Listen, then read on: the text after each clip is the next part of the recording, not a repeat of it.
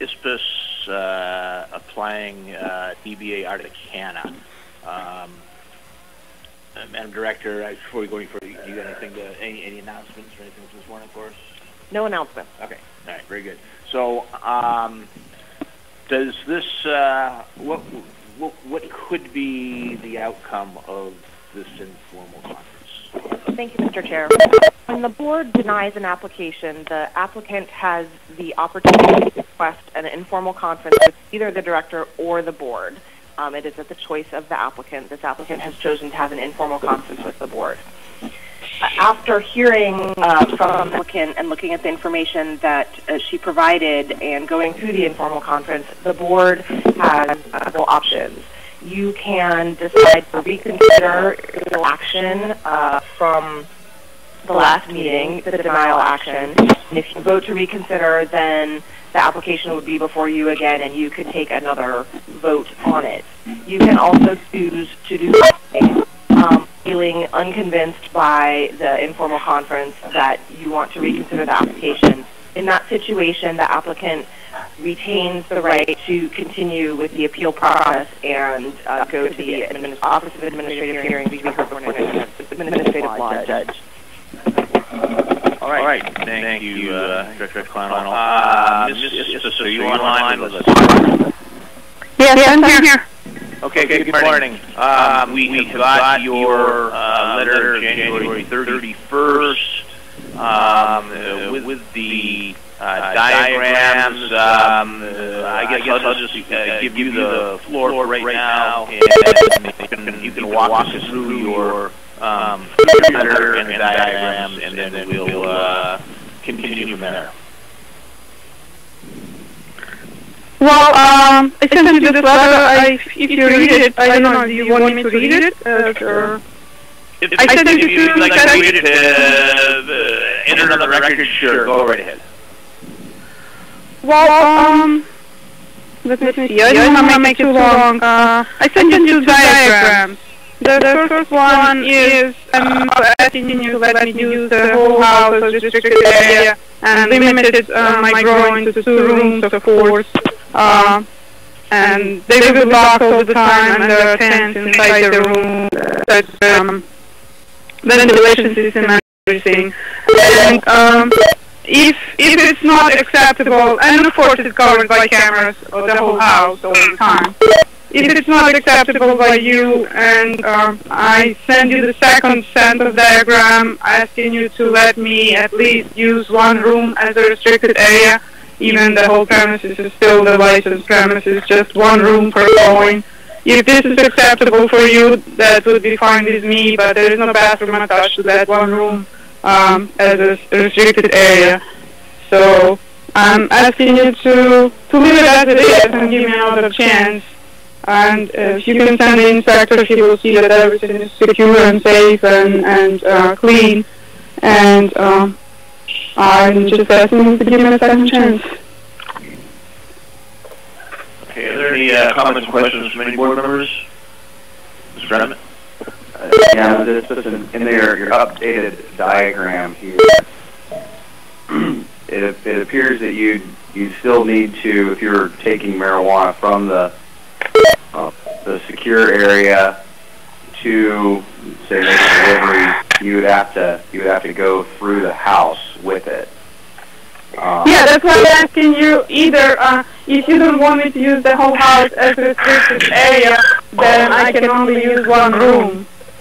If you let me use 2 rooms, then I would like to keep the whole house a restricted area. So the 2 rooms would be connected to the secure area. So my question would be just to confirm there's no exit that lets you go from your proposed smaller diagram to the outside. You still have to go through, you still have to transport it through the house, right? Yes, except the room upstairs does have exit outside. There's a stairs and going outside. Okay, thank you.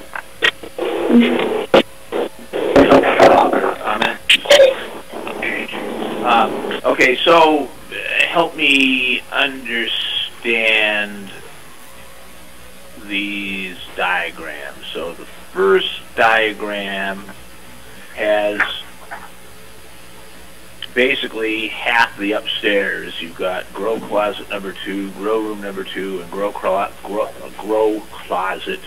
number 1. Those are upstairs in what you're calling the first diagram. Yes. And the first floor of the first diagram, you have grow room number 1 downstairs. Yes. So you're basically dedicating almost all the empty space in your house to cultivation. Yeah, we have 2 empty rooms that there's no use for it, and it's just so yeah.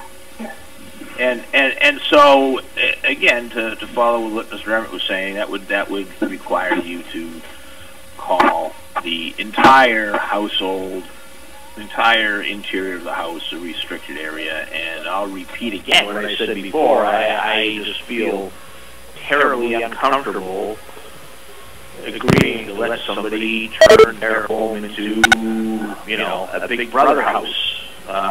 It just doesn't really seem, fair. Yeah, I understand, but can you just give me some kind of restriction, which I'm telling you, I'm going to use those 2 rooms only. I don't want to store the whole house in the growing area myself, and I would like to keep it separate from my living room and stuff, And it has locks and everything. That was my original indication, just to have 2 those rooms as a licensed premises, but since they're not connected, and there is a bathroom, then what's the problem with the inspector?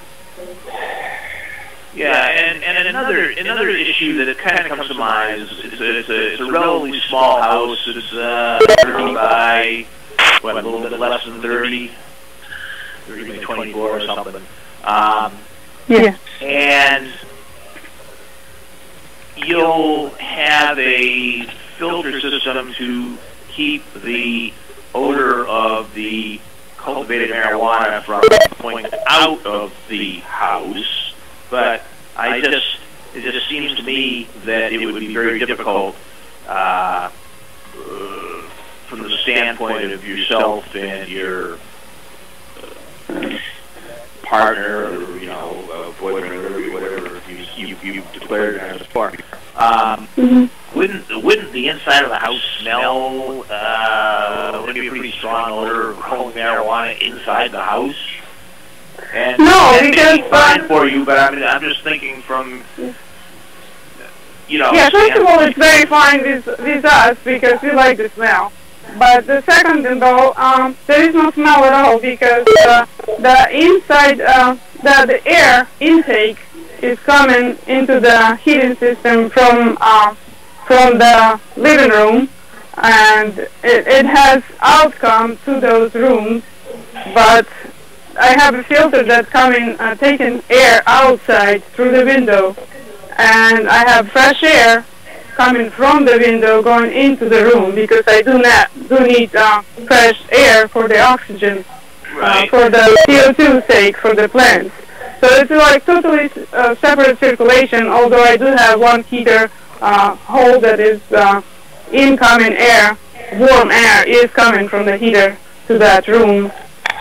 But there is no sucking air from that room that's going into the house at all. In those rooms, they don't have air sucking in that would be going into the house, so there is no smell.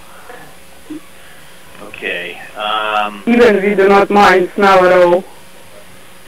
Sure. Yes, go ahead. Yes, I've got one more thought here. So looking at your diagrams, if this was me, or if this was a couple of growers I know, instead of struggling through trying to find a way to make the house work as is, it seems that the easiest solution would just be alter the structure of the home, do some construction, put doors and stairways that lead to the outside. And the fact that you haven't proposed that makes me assume, or presume, Chair Springer would say, that you may not have enough capital to really pull off what you're trying to do. This is a really expensive business to get into. I've seen people that have a lot of money to start really struggle with cash flow, and so I'm hesitant to reverse my position on granting because it seems that you may just not be financially prepared if you can't physically alter the house to most easily comply with the regulations or separate the domicile from the grow, then you're probably really going to struggle. And so, no, the thing is, situation, but I'm not convinced that you can pull it off. Brandon, when I started this business, 9 months ago, the first time, that I guess the inspector made a mistake. She told me I have to check the tank, the plants, and they will come and check everything, and they did, and I checked the plants, and they were growing. Then you were changing your mind, and you were postponing my license and everything, and the plants were growing. So I keep asking an inspector, what do I do with the plants? Should I, because they're taller than 8 inches now and stuff, and she said, just keep them growing like you're supposed to grow. So I was growing them, and everything was, I was doing the whole thing, everything is done. I did spend a lot of money on it, but everything was ready. I put new cameras on, and I had to, after the year last decision, I just cut the plants off. I threw them away, but I did the whole thing as I was supposed to do. I even recorded on camera for 4 or 5 months the whole process. I was wearing masks, I was growing, I was putting the nourishment on, you can see everything on the cameras. So I already went through the whole process, and I do have plans for the future, believe me. We were thinking about remodeling the house and everything, but I just don't want to bother you right now with all my plans and decisions to remodel, because I thought I just gonna need the license first to show that I can do it. Then I would remodel from there. We were planning to remodel either whole upstairs or part of this house and make it a separate thing, you know? It's possible, it's doable. But if you let me do it first. Some advice, I would not put the cart before the horse. If you guys plan to remodel, that would be your first step, is build out your facility in a manner that is going to be digestible by the board. Make it, look similar to a business and not a home. Segregate it. Start with the hard structure, not the plants and the cameras. Make it look like a real facility. Then it's going to be much easier to comply with regulations. And I think for myself personally, it's going to be a lot easier to look at it and say, this actually looks like a business. And that would be my approach. I understand. Okay, are there any other comments from board members? Okay, is there a motion on this matter? Okay, hearing none, this is where we are not taking action right now to reconsider your application. You reiterate what you said a moment ago. Ms. Istos now has 15 days to return a notice of interest requesting a hearing with the Office of Administrative Hearings. Should she do that, it would go through our hearing process with an administrative law judge and come back to the board for a final decision.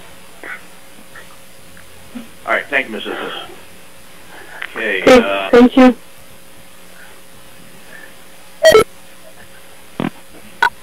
The conference is now in listen-only mode. All right. Clock to start here. Okay, it's 1:15. We are going into items of board consideration. Number 1 will be Great Alaska Bud Company, reconsideration of an application that was denied at the November meeting.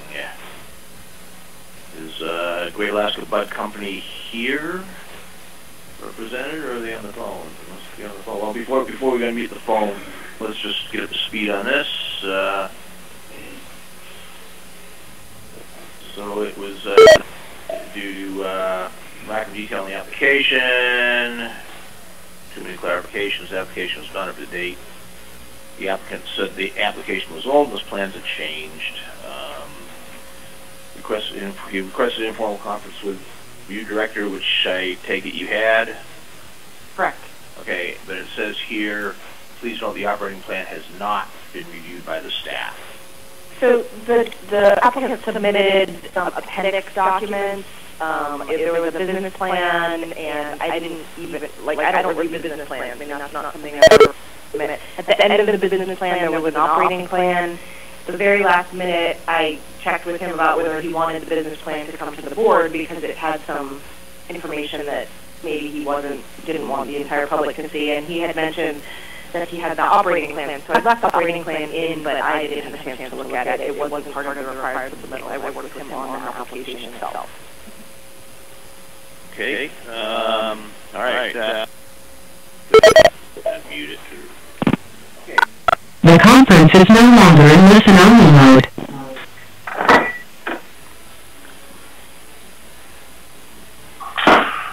Okay, Sean Coyle. Yes, morning, this is Sean Coyle. Okay, very good, very good. All right, just stand by for a minute.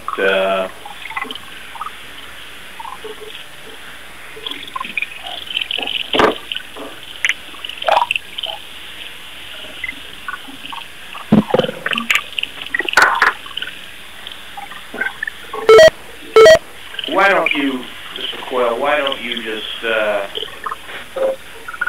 run down on the changes, the updates to your application here? Yes, okay. Basically, I got with the director, and we looked at some components. She asked, after our conversation, for me to update the mics on Form MJ01, 02, and 03.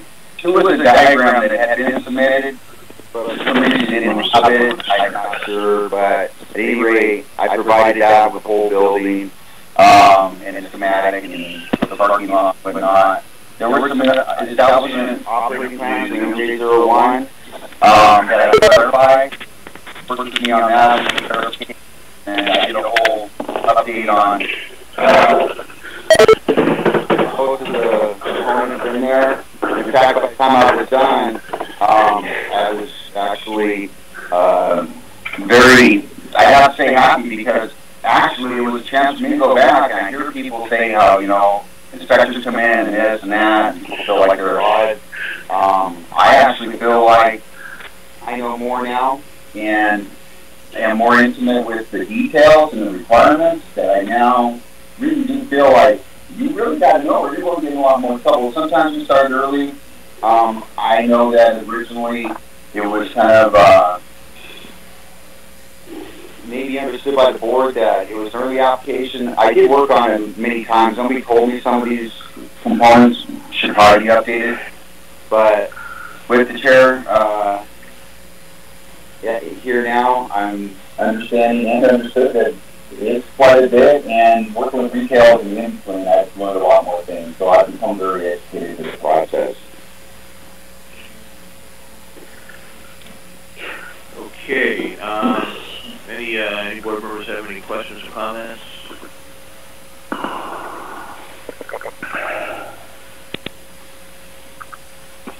Mr. Chair? Yes. The only comment I had is the diagrams I still found very confusing, difficult to figure out. So I guess a couple of questions that I had were, do you have a cultivation license, and is that part of the current facility? It appeared from some of the diagrams that were showing cultivation, and there was a note on one, a future cultivation and expansion. So are you currently doing cultivation at that facility, and your license for that? Yeah, and if you look at documents 1 and 2, we have a small cultivation. It's about 851 square feet. And the document drawing is adjacent to the retail. Worked with the director as far as clarifying what the detail floor was, where my restricted access areas are, and where it is related to cultivation. The other drawing you're talking about, was request to understand what the whole building was dedicated to something else, and for some reason I thought that was in there, but it didn't make it to your meeting, and so I just submitted that as director. That area is not on cultivation, it's to lay out the whole building. The last time they asked for a drawing that was whole building. So if you look at the document drawing 2, it shows retail storage 1,000 square feet, all required areas. All right, and then the cultivation, which is only 851 square feet net, or that's our current license and cultivation. Okay, thank you. My next isn't so much a question as a comment.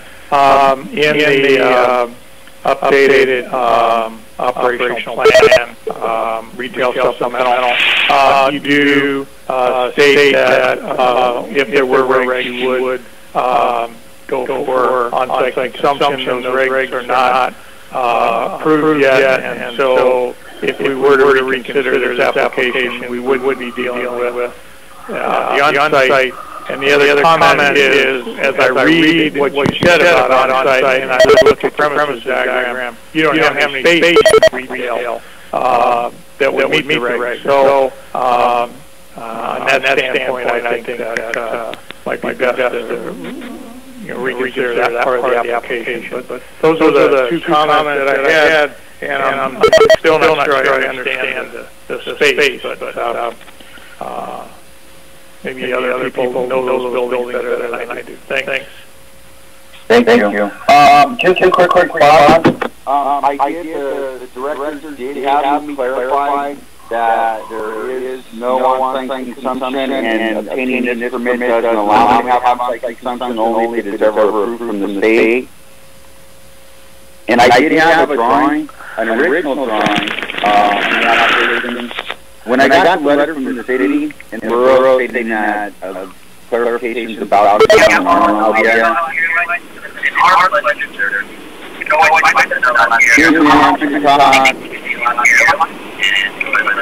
Okay, somebody does not have their phone muted out there. Mr. Coyle discuss my application. Go ahead, Mr. Coyle. So I understand what you say. So we clarified that, and I took the area off drawing, and if consumption is ever allowed in the application, I got that understanding. Thank you.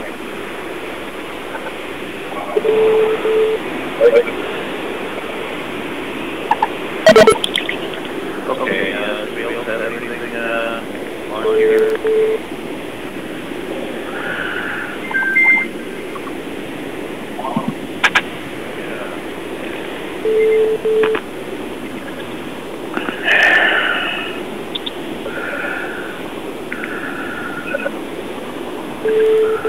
Chair.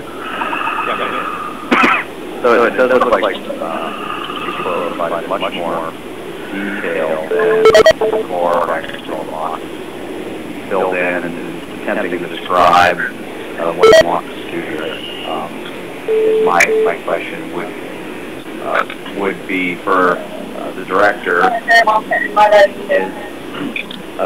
did you guys have adequate time to review any of his updated information, and how did staff feel about said information that was entered beyond what was entered last time? To the Chair, Mr. Emmett, in the case of an informal conference, I work directly with the applicant, and Ms. Sawyer and other members of the licensing staff have not reviewed this. I have personally reviewed it. I worked with Mr. Coyle. There were several iterations. He would send something, I would review it, it would need adjustments, I would send it back, he would send it again. So, granted, I'm not trained in exactly the same way that our examiners are, but I, of course, am familiar with regulations, and I felt comfortable that the information that was finally presented to you here is consistent with the regulation. I felt that he had addressed sufficiently addressed the concerns of the board to the point where I felt comfortable bringing it back to you. Ultimately, of course, the decision is yours. Thank you. Okay, is there a motion? I would make a motion to approve license number 10113, Great Laughing Bud Company. You need to move to reconsider your previous decision first.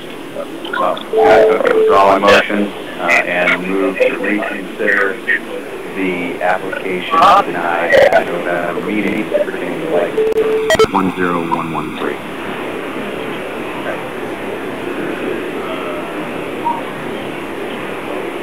Consideration of the application was Aye.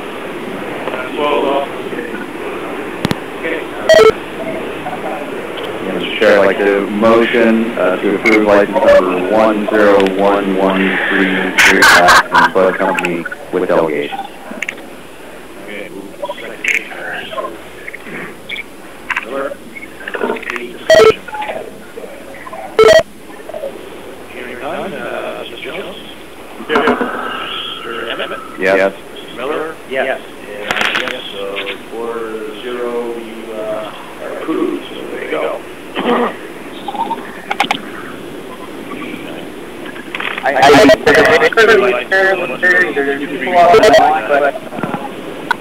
The conference is now in listen-only mode. If you read the memo, they withdrew.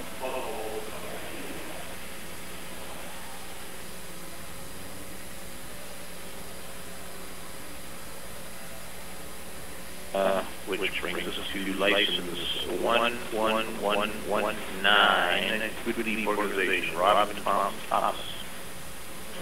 Okay, come up and join us.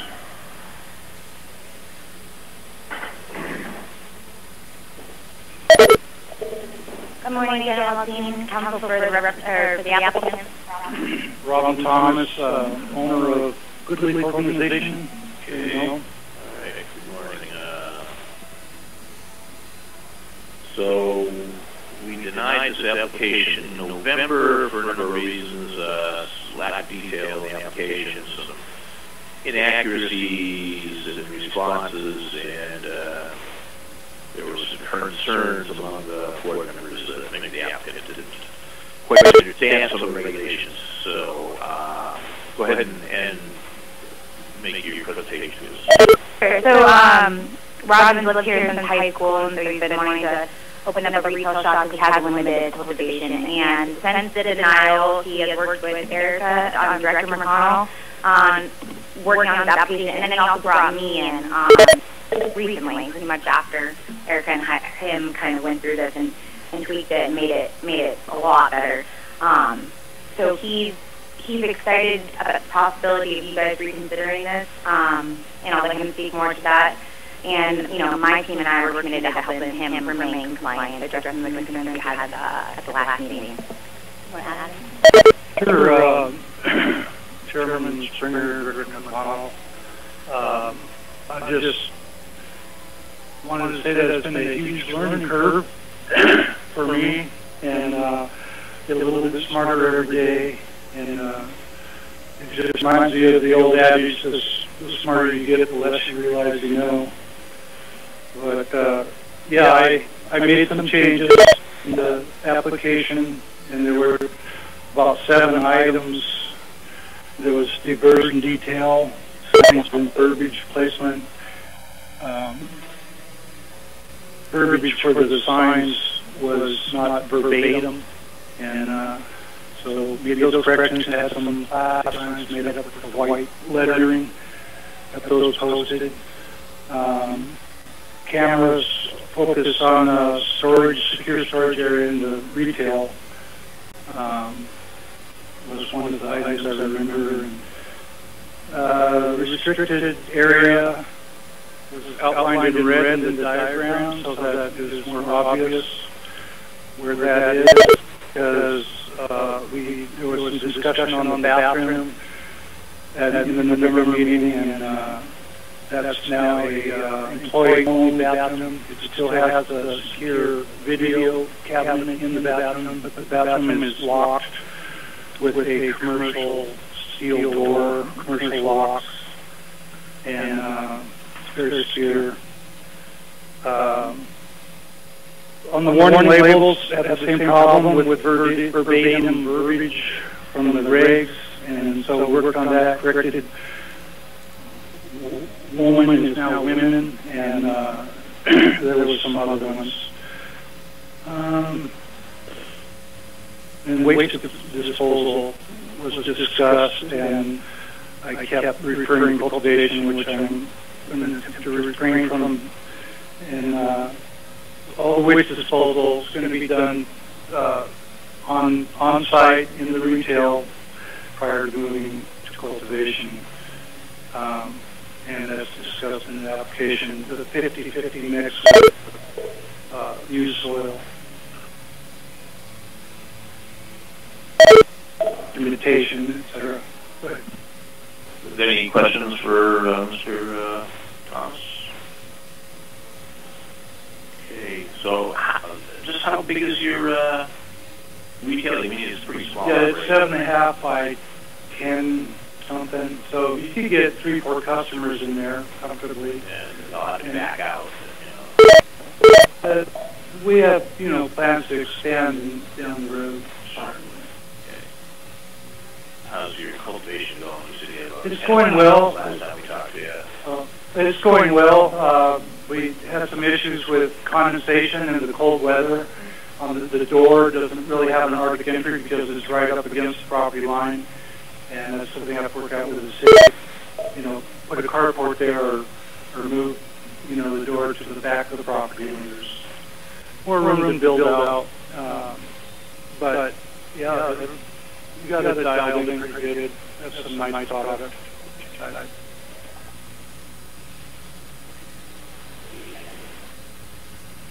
Anything else from okay, we've got a motion to reconsider. Yeah, I would make that motion. So, matter license number 10231. Excuse me. Yeah, excuse me. 11119. A motion to reconsider the application denied at our November meeting. Okay, second that, Mr. Miller. Okay, all in favor of the reconsideration, say aye. Aye. Any opposed? Or nothing to reconsider, so is there a motion on the application? Yeah, Mr. Chair, I would motion to approve license number 11119, Good Leaf Organization with delegation. Okay, seconded by Mr. Miller. Any additional discussion or questions or concerns or comments on this application? I'd just like to make a comment. I remember your application, and we had some issues with the retail space and the waste disposal, and it sounds like you've gone back through and cleaned that up and maybe done a little more research. So I'm pretty happy with the work that you said. Okay. Yeah. So this will be the first rural retail. If it gets approved. Okay. Any other discussion? Okay. I guess we're ready to vote. On license 11119. Mr. Jones. Yes. Mr. Emmett. Yes. Mr. Miller. Yes. And I'm a yes. So there you go. You're very welcome.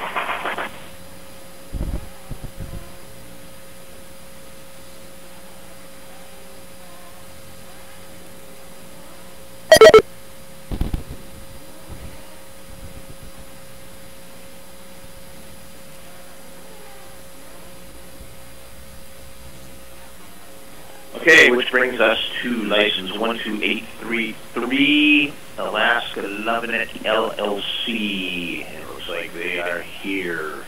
Good morning. If you care to introduce yourselves. Janet Weltine, attorney for Alaska Lovenet. I'm Janice Stevens. I'm one of the members of Alaska Lovenet. My name's Dan Colonese. I'm Alaska Lovenet. Okay. So this, pardon me. Okay, the issues here were Mr. Chair, this shortly before the January meeting, we learned that one of the applicants had a more than 6 plants moved into the proposed licensed premises, and was had brought those plants in before it was approved before the board. So I had recommended that the board deny the application, which you did. Since then, I've had an informal conference with the applicants, and they have submitted the attached letter. Should the board be willing to reconsider your denial, you haven't done a review of the application, so you would then need to review. okay, which would mean that it would come up in our May meeting. Maybe I'm sorry? it would come up at our May meeting to review the application, or we would review it right now? You would review it right now. Oh, okay. All right. Or, I mean, you could table it to May, but there's no reason it's right. Sure. Okay. Well, let's do this the right way. Is there a motion for reconsideration so we can just start talking here? Yeah, Mr. Chair, in the matter of license number 1233, Alaska 11 LLC, I would motion to reconsider the application denied at our January meeting. Is there a second? Okay, all those in favor of reconsideration say aye. Aye. Okay, is there a motion on the license application? Mr. Chair. Yes, sir. A question for the applicants here. So, as I've stated to some of the licensees before, this is a really tough business to get into. It's not just a printing press for money, and you have to understand the regulations really, really well, or you're going to struggle. And I'm hesitant to grant a rubber stamp on licenses, as was I wouldn't say my policy in the past, but I was much less scrutinous. And so the reason for your denial, in my opinion, last time was that you didn't understand even some of the most basic regulations about personal use marijuana, let alone commercial marijuana. And so could you explain for me your progression through what happened to you before, how you made the mistake, and what you've done to remedy that and really get spooled up on the regulations? Sure. So I'm going to give you like a little intro, and then I'm going to turn it over to these guys because they can answer the majority of what you just asked. It's kind of interesting because we just heard in another case right before, a couple cases before this, how a compliance officer instructed a not even licensed licensee that it was okay to have plants in her facility.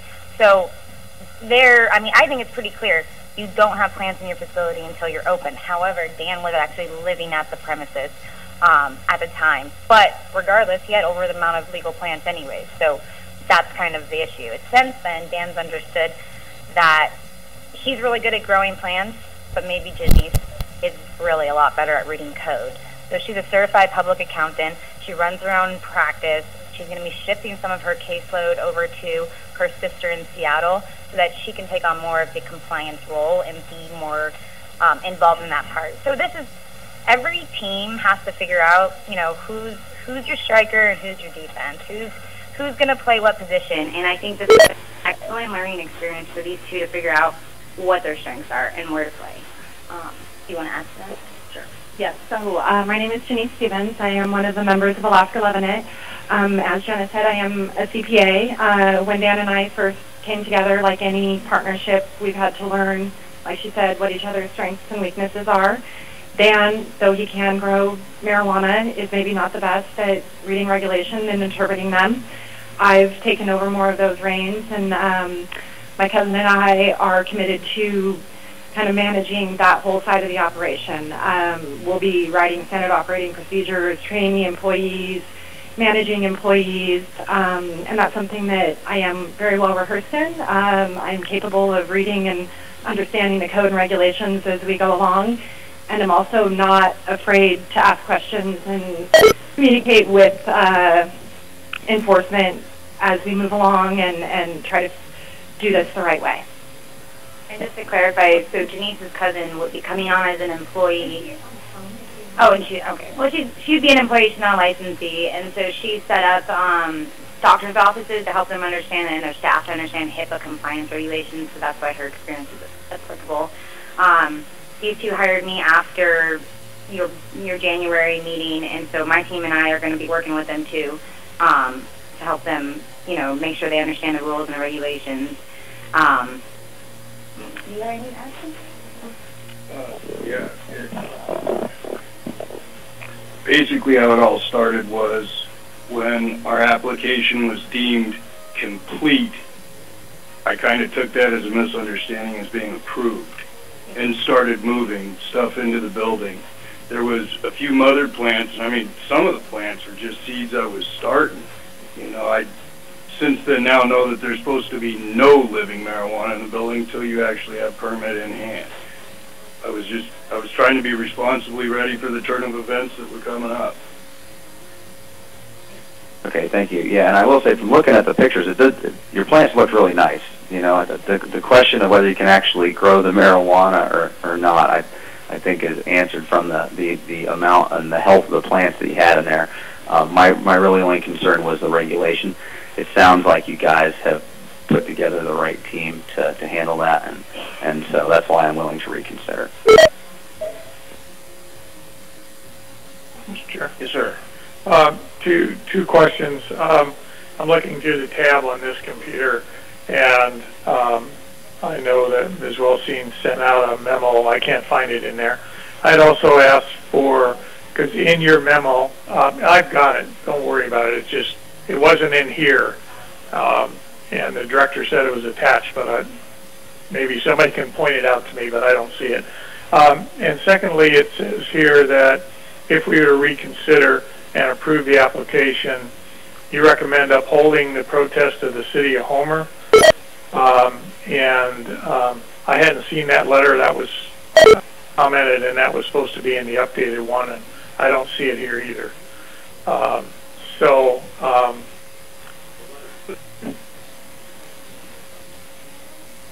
The memo document is in pages 2 and subsequent pages, and the protest is there as well. Oh, okay. All right. My fault. I only read the first page. So, thank you.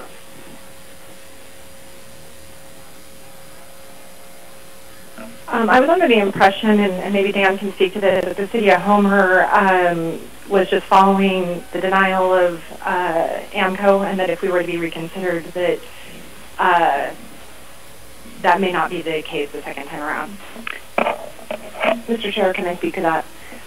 That may be the case. However, the city has issued a protest and would need to lift that protest. So it may be a very simple matter, but it is something that we would need to hear from the city.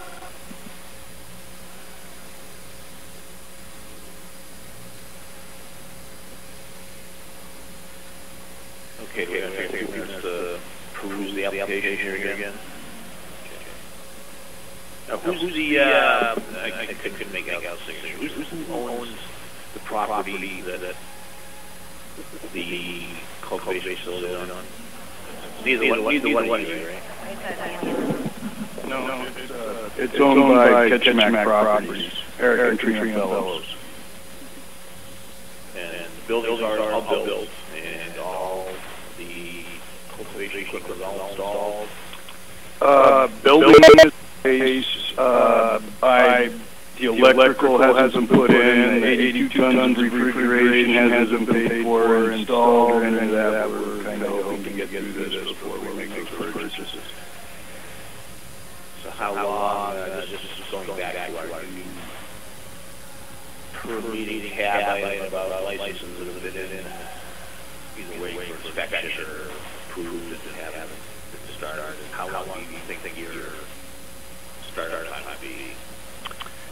Well, the fact that I'm going to start from seed and have nothing to start with, it's going to be quite a while before I actually have viable product. I believe I can call for my inspection by the middle of June and have all the build-out completed.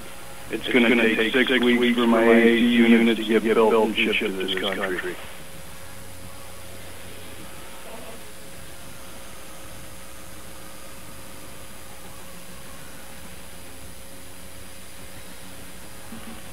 Mr. Chair. I would just like to really quickly speak to a point that Mr. Emmett made earlier and some of the testimony regarding lack of understanding of the regulation by one of the individuals who is applying to be a licensee. Although I appreciate that you have another licensee on board who is more familiar with code and regulatory compliance, this board adopted regulations that specifically state that each person signing an application as a licensee shall be familiar with Title 1738 and its regulations. And I think that licensees, or I know that licensees are held to a higher standard than employees who are just growing. And so I would just, I don't necessarily want to plan on your decision here, but I would like to remind any applicants that you are expected to know and understand all the regulations, and just having one licensee who's familiar with them and one who's not is not acceptable to this board for the regulations. And since the denial, how many times have you read through the regulations? Well, quite a few. Right. And you've asked Denise questions, and you guys talked about what things mean in the system. So, yeah. I appreciate that. I just wanted to make the record clear because the testimony that was provided was that Denise understands the regulations, Dan doesn't understand them as well, and I just want to make it clear that all licensees are expected to know and understand the regulations.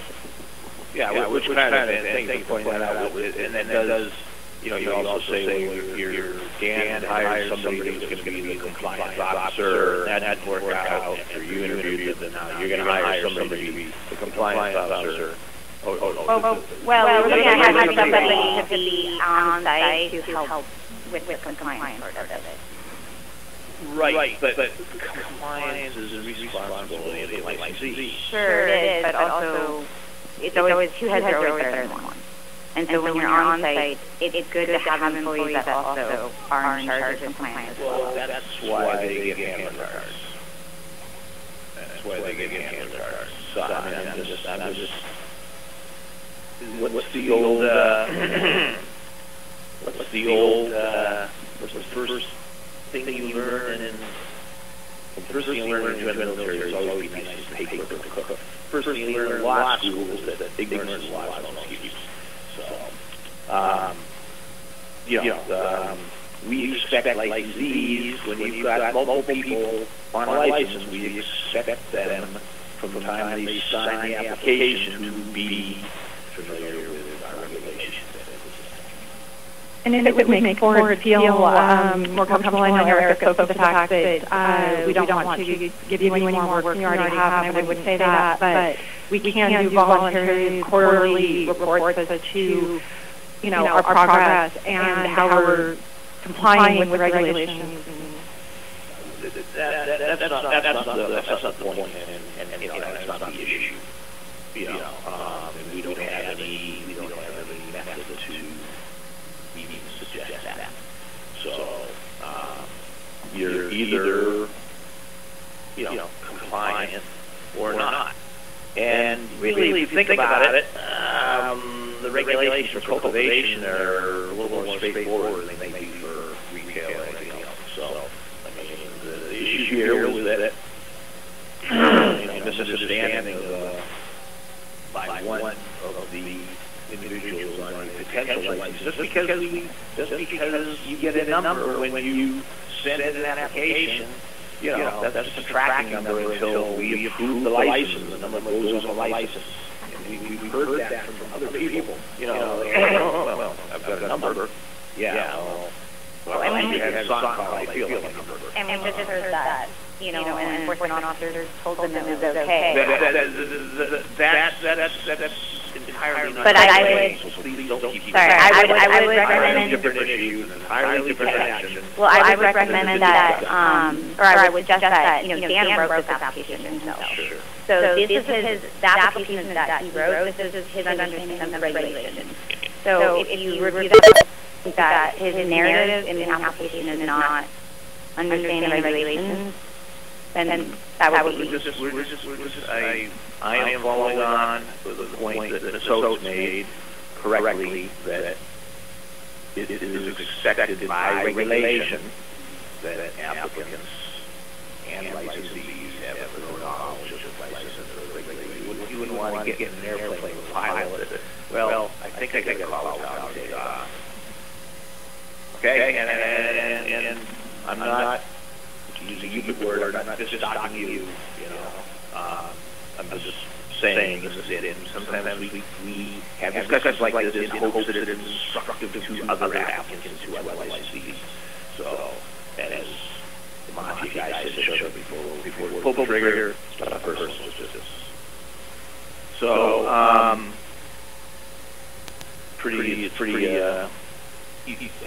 big are we for air conditioning unit? Could we get that high? Homer, I said. Must be big global warming. Okay, so that's really your air handling system. It's your combination of things, your air conditioner, humidifier, dehumidifier, the big plant. Okay.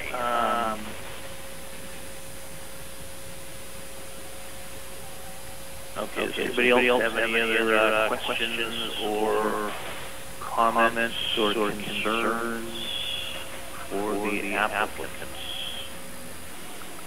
Well, if I understand correctly, the motion before us is just to reconsider at this point, right? No, we voted to reconsider. The motion, we got a motion to approve. We got a motion to approve.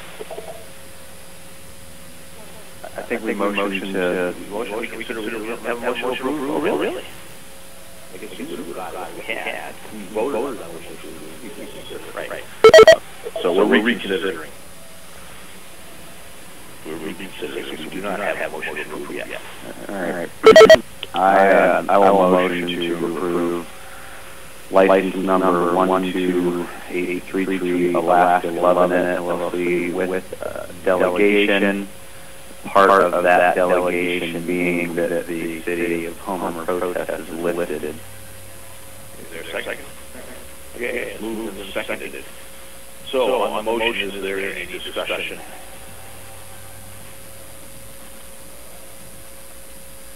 And I think that the principal issue, originally was having plants there, which actually has not been an unusual occurrence. That's why we took some action in the past and still are working on the regulations of what you can have there. But, anytime anything seems confusing, there are people you can call. You can call the office. You can call the office. Or you can call your counsel, yes.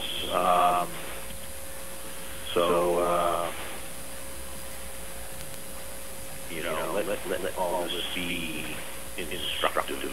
How big a staff are you planning on having there in the cultivation? I'm going to start with 5, and then we haven't decided whether we're going to hire trimming crews or if we're going to try and tackle that ourselves. So you're going to have a fairly substantial cultivation going on. Yes. Yeah. Okay. Are you? And I've started to ask questions just kind of to catch trends. What kind of markets are you intending to go for? We were going to, upon getting approved and getting our permit, we were going to apply for a dispensary in Kodiak. We're going to build out over there. In Kodiak? Yes. Okay. So you'd be supplying your own, and don't use the word you're for retail. Yeah. Retail. Okay. So you wouldn't be necessarily out in the wholesale market. You might be initially. Maybe at first, some of it, but we're going to try and expand into rural locations and stay off the road system. Seems like there's a lot of people on the road system right now, and it's going to get fairly competitive. So. Yeah, and you heard our discussion yesterday about potential oversupply in the marketplace and stuff. Yes. So I'm just kind of wondering if you're going to have a retail that you're going to be feeding, then that might move that out. You're not planning on any kind of boutique or specialty strains or anything. Well, I'm going to have quite a few different strains that aren't real, that there isn't a lot of in the state, that's for sure. Okay, just make sure that they're all there when you get a second. Okay. Okay, is there any other questions, comments? Mr. Emmett, you get your finger on the mic, or you're just waiting to vote? Okay. Okay, we ready to vote then? Looks like. Okay, Mr. Jones. No. Mr. Emmett. Yes. Mr. Miller. Yes. And I am going to vote yes. So. Mr. Chair, for the benefit of the board, the listening public, I'd like to let you know that the issue that of the enforcement officer letting the other applicant know about her plants, she had 11 plants in her home, which is allowed under as a personal grow.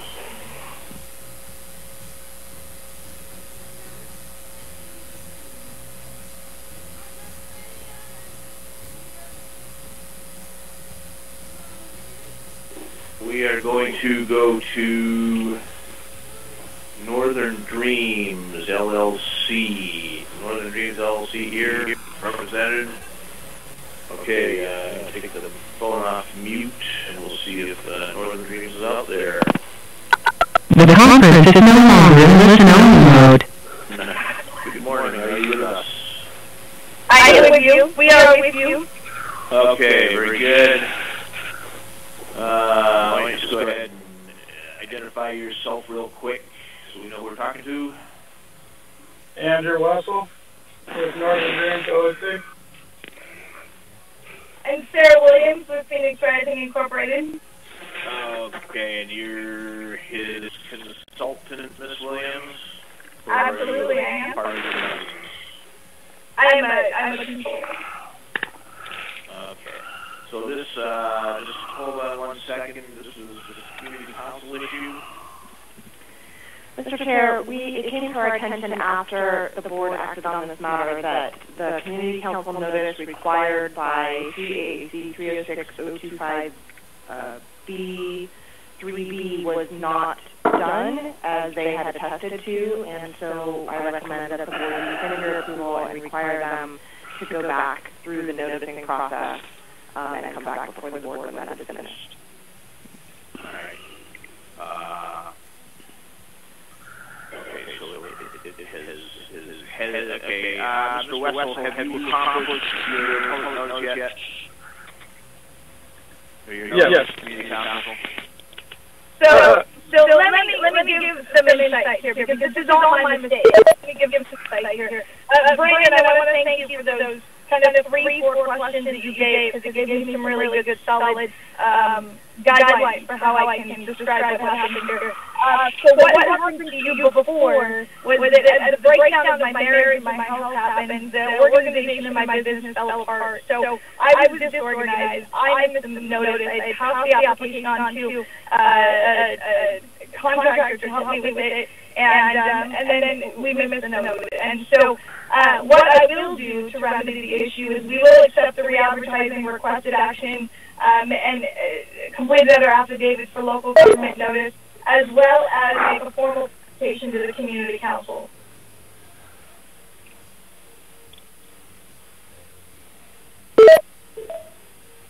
Okay, so, all right. Well, we have not heard from the community council. Mr. Chair, the community council was notified by the staff when the application was complete and notified by the applicant 2 days before the application came to the board in January. So the proper notice procedures have not been followed, and they did not have the appropriate opportunity through the public objection period or public participation period to make comments on the application. Okay.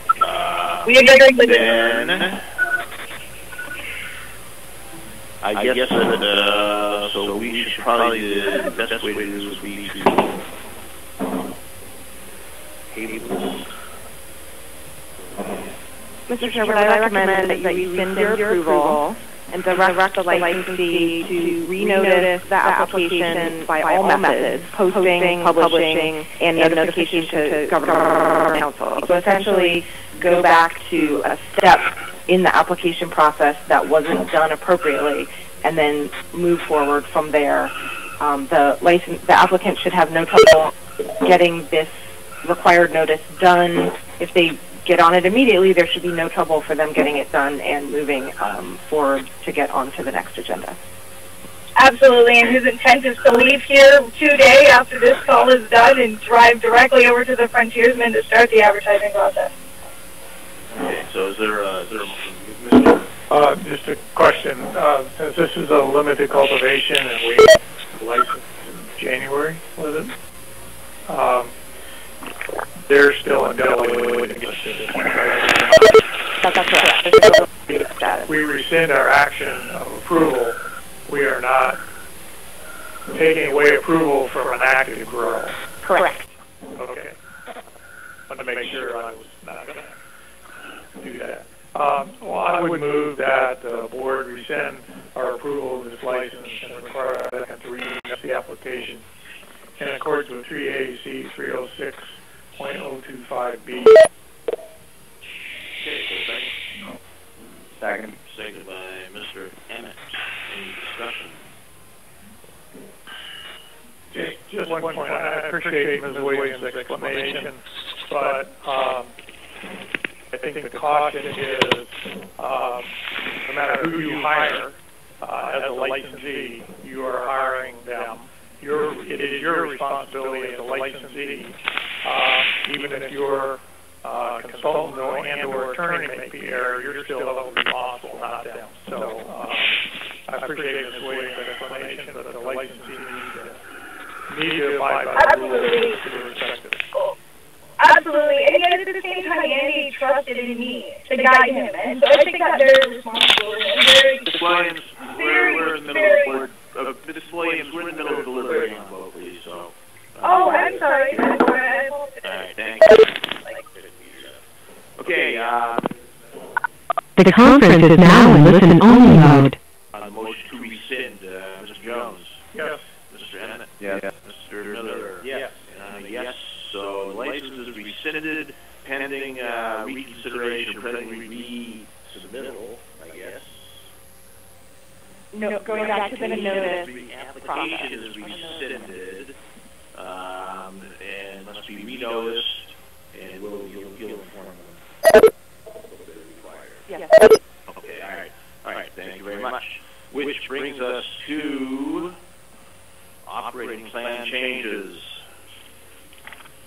which might take us to lunch.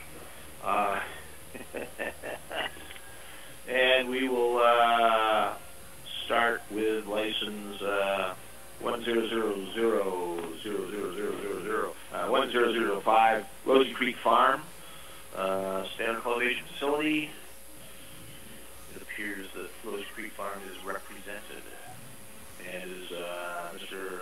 Emery's on the phone? Mr. Emery is on the phone. Okay, we'll let you hear. The conference is no longer in listen-only mode. Yes, this is Mike Amazon here. Okay, thanks, Mr. Emers. You just hold the phone for a few minutes. There's a chance to go through Ms. Wilson's letter, and we will get with you. Thank you, Mr. Kidd. The reason I had to write this letter is, the tab came up a few days before the meeting. I'm sorry, Daniel Wellstein for Rosy Creek Farms. The tab came up a few days before the meetings, and I noticed that the director's memo said that some of the structures were being used without board approval, and also that there were violations, and that an accusation was coming. And at that time, we hadn't gotten any violations for using, not any violations period, but for using the structures or whatnot. And the day before the meeting, and this kind of inspired my public testimony from earlier, my client was served with 15 notices of violation that basically expanded from last year from July to actually from July throughout the year.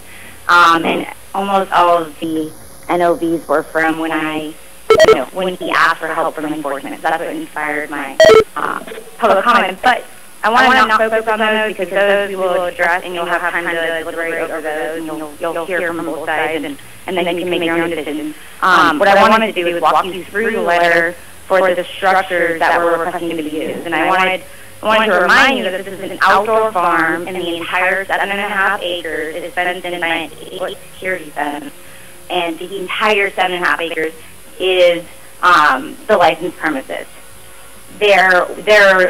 The new structures, some of them are new and some of them are existing, but I'll go through which are which and what we're asking for. So the high tunnel 5 on the diagram, that was disclosed in the July 2017 board meeting.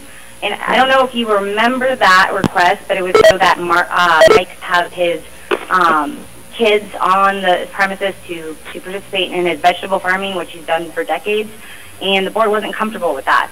So we went back to the drawing board, and we tried to make some changes, and you guys tabled the July MJ14 request to the November meeting. And in the meantime, it came back to you in November, and the director recommended that we not move forward with the vegetable delineation. So we came up with another idea, and we agreed, and we said, okay, well, let's just talk about the operational changes, and you approved those, but then the premise diagram changes. And so let's go back to the drawing board to bring forward a new proposal, and that's what we did here. And so we nicked the whole idea about kids coming on the farm because it just didn't seem workable right now. And so we're asking for the high tunnel, which was the high tunnel 5, which was disclosed in the July 2017 MJ premise change request.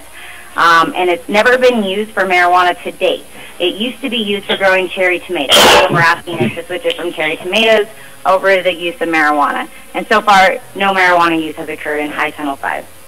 The small greenhouse, this was originally approved on the 2016 diagram, and Mike tried to change it in 2017 in July to a vegetable farming access, but the board did not approve it, so it remained a restricted and approved licensed area. And the whole thing's licensed area, but it remained approved for marijuana use because it did not approve our request to change it back to a vegetable farm. Propagation greenhouse, this is shown on the MJ14 that was reviewed by the MCB in the July 2017 meeting. So there are cameras in there, and enforcement agents Michael and Amanda reviewed the camera placement, documented some suggestions for where else to put cameras. So that's had cameras in there. The heated greenhouse, this was shown on MJ14 in 2017, but it was labeled tomato greenhouse. However, you guys did not approve that. So it didn't get unrestricted, it remained restricted, but then no marijuana activity is taking place in there because we never identified it to be in marijuana use. We just asked for it not to be marijuana use. But so far, no marijuana activity is taking place in the heated greenhouse, but he really would like to use it for propagation because that would allow him to start a couple of months early, which would substantially help the success of his crop. Particularly if he can't use the heated greenhouse, that's going to be really devastating for him. Trimming shed, this is the one that he has used, and it was shown on the MJ14 that was filed in July 2017, but it was labeled vegetable and packing processing shed. That's what we wanted it to be, but you did not approve it for that, so it remained a restricted access area. And Mike used this for marijuana trimming, and he showed the enforcement agents, Michael and Amanda, that he was trimming there, and helped him with camera locations and doing camera suggestions. Marijuana Aurora Unit 1, this is again was disclosed and requested to be approved on the MJ14 in 2017. Similarly, the trim, and it was disclosed as the trim as it was disclosed as a marijuana storage unit in that MJ14 dimension. Michael and Amanda also helped Mike with camera placement for these units. Same thing with storage unit number 2, same thing with storage unit number 3. And then the propagation greenhouse is supposed to be approved on the MJ14 of the 2017 in July. This is what, again, Michael and Amanda helped him with camera placement for this. And Mike, have you used the propagation greenhouse? Yes, we had a few plants in there. They have in late summer. The ACO unit, this was on the diagram that was submitted in the July 2017 MCB request, and it was designated, though, as a product, as pending license for a product manufacturer. But enforcement officers, Michael and Amanda Stonecipher, went to look at the ACO unit in August and gave direction on the camera placement, and trimming has taken place in the ACO unit. So just as a reminder, again, the whole 7.5 acres is a licensed restricted access area. And there was a lot of confusion with his submission in 2017 July because he was asking for things to be undesignated, but that wasn't approved. So everything remained designated. However, he needed to get approval, and I think he understood he needed approval of using the ACO unit for trimming because he didn't say that on his diagram in 2016.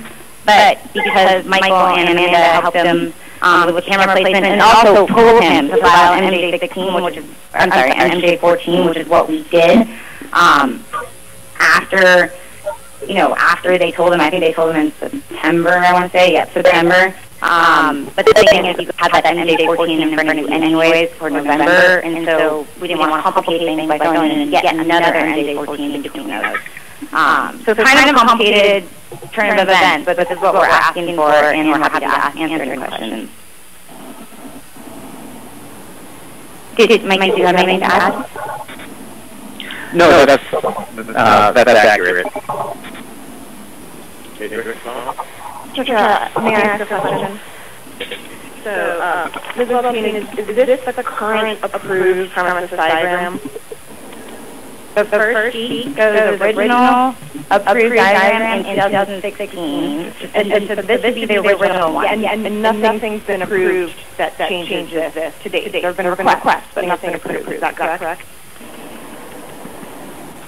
And see, I'm not really sure because we submitted the MJ14 in July, and we submitted it in May, but it got to the board in July, and the big concern was undesignating. Well, my recollection is that the proposal that was submitted in July, or that was considered in July, had a number of separated licensed premises area that triggered the board to create a subcommittee to discuss, can you have multiple separate licensed premises area, and the board said no, and so that request was denied. So my understanding is that this, which is the first color photograph in your packet, is the current approved licensed premises. So assuming that's the case, are there buildings currently existing within the licensed premises area that are not shown on this diagram?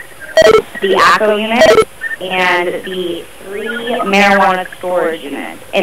And Mike, is there anything else other than those 4 buildings?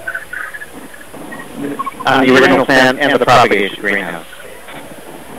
Can you repeat that? I kind of thought over you.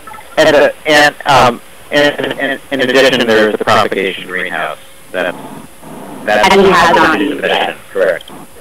Thank you. So, Mr. Chairman, members of the board, it seems to be another situation of the cart coming before the horse. If you wish to approve, as Ms. Welty stated, a number of NOVs were issued yesterday. We did a long investigation of issues related to this licensee, and the NOVs cover a variety of issues, not just relating to issues with the licensed premises and areas that haven't been approved by the board. It did take us longer than is desirable to finish the investigation and get the NOVs issued, and I do regret that.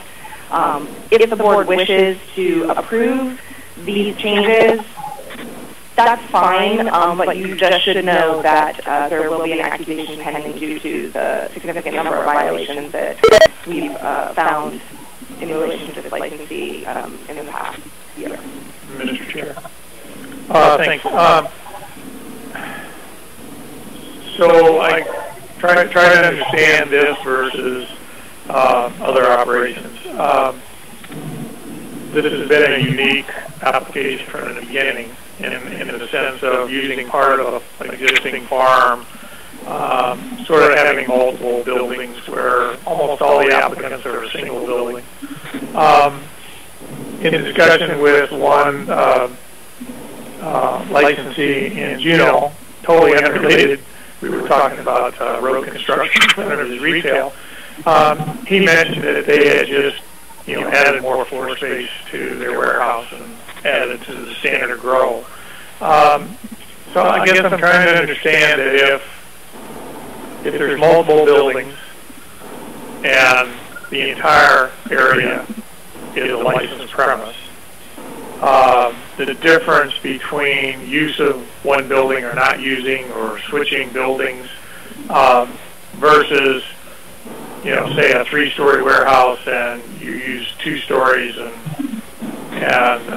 we approved the third, but they weren't growing and so they start growing on the 3rd floor. I mean, what's the basic difference that leads to us having to look here and say, well, high touch line wasn't used in the original and now it's being used, but the whole place is restricted. I'm trying to grasp the difference here a little bit. To the Chair, Mr. Jones, the regulations require the applicants or the licensees to identify, what's on their licensed premises and where they are storing and using marijuana. And those areas have to be restricted access areas. So when someone wants to make a change, they add space, they, that sort of thing. The board has delegated to me the authority to approve that sort of change through the MJ14. When you have a situation like this, where yes, there may be a new building within the licensed premises, adding an entirely new building does have an impact on things like camera coverage, on operations, on what the board understands is being used. That sort of thing would require a diagram change and potentially an MJ15 operating plan change. It sort of depends on what it says in the operating plan.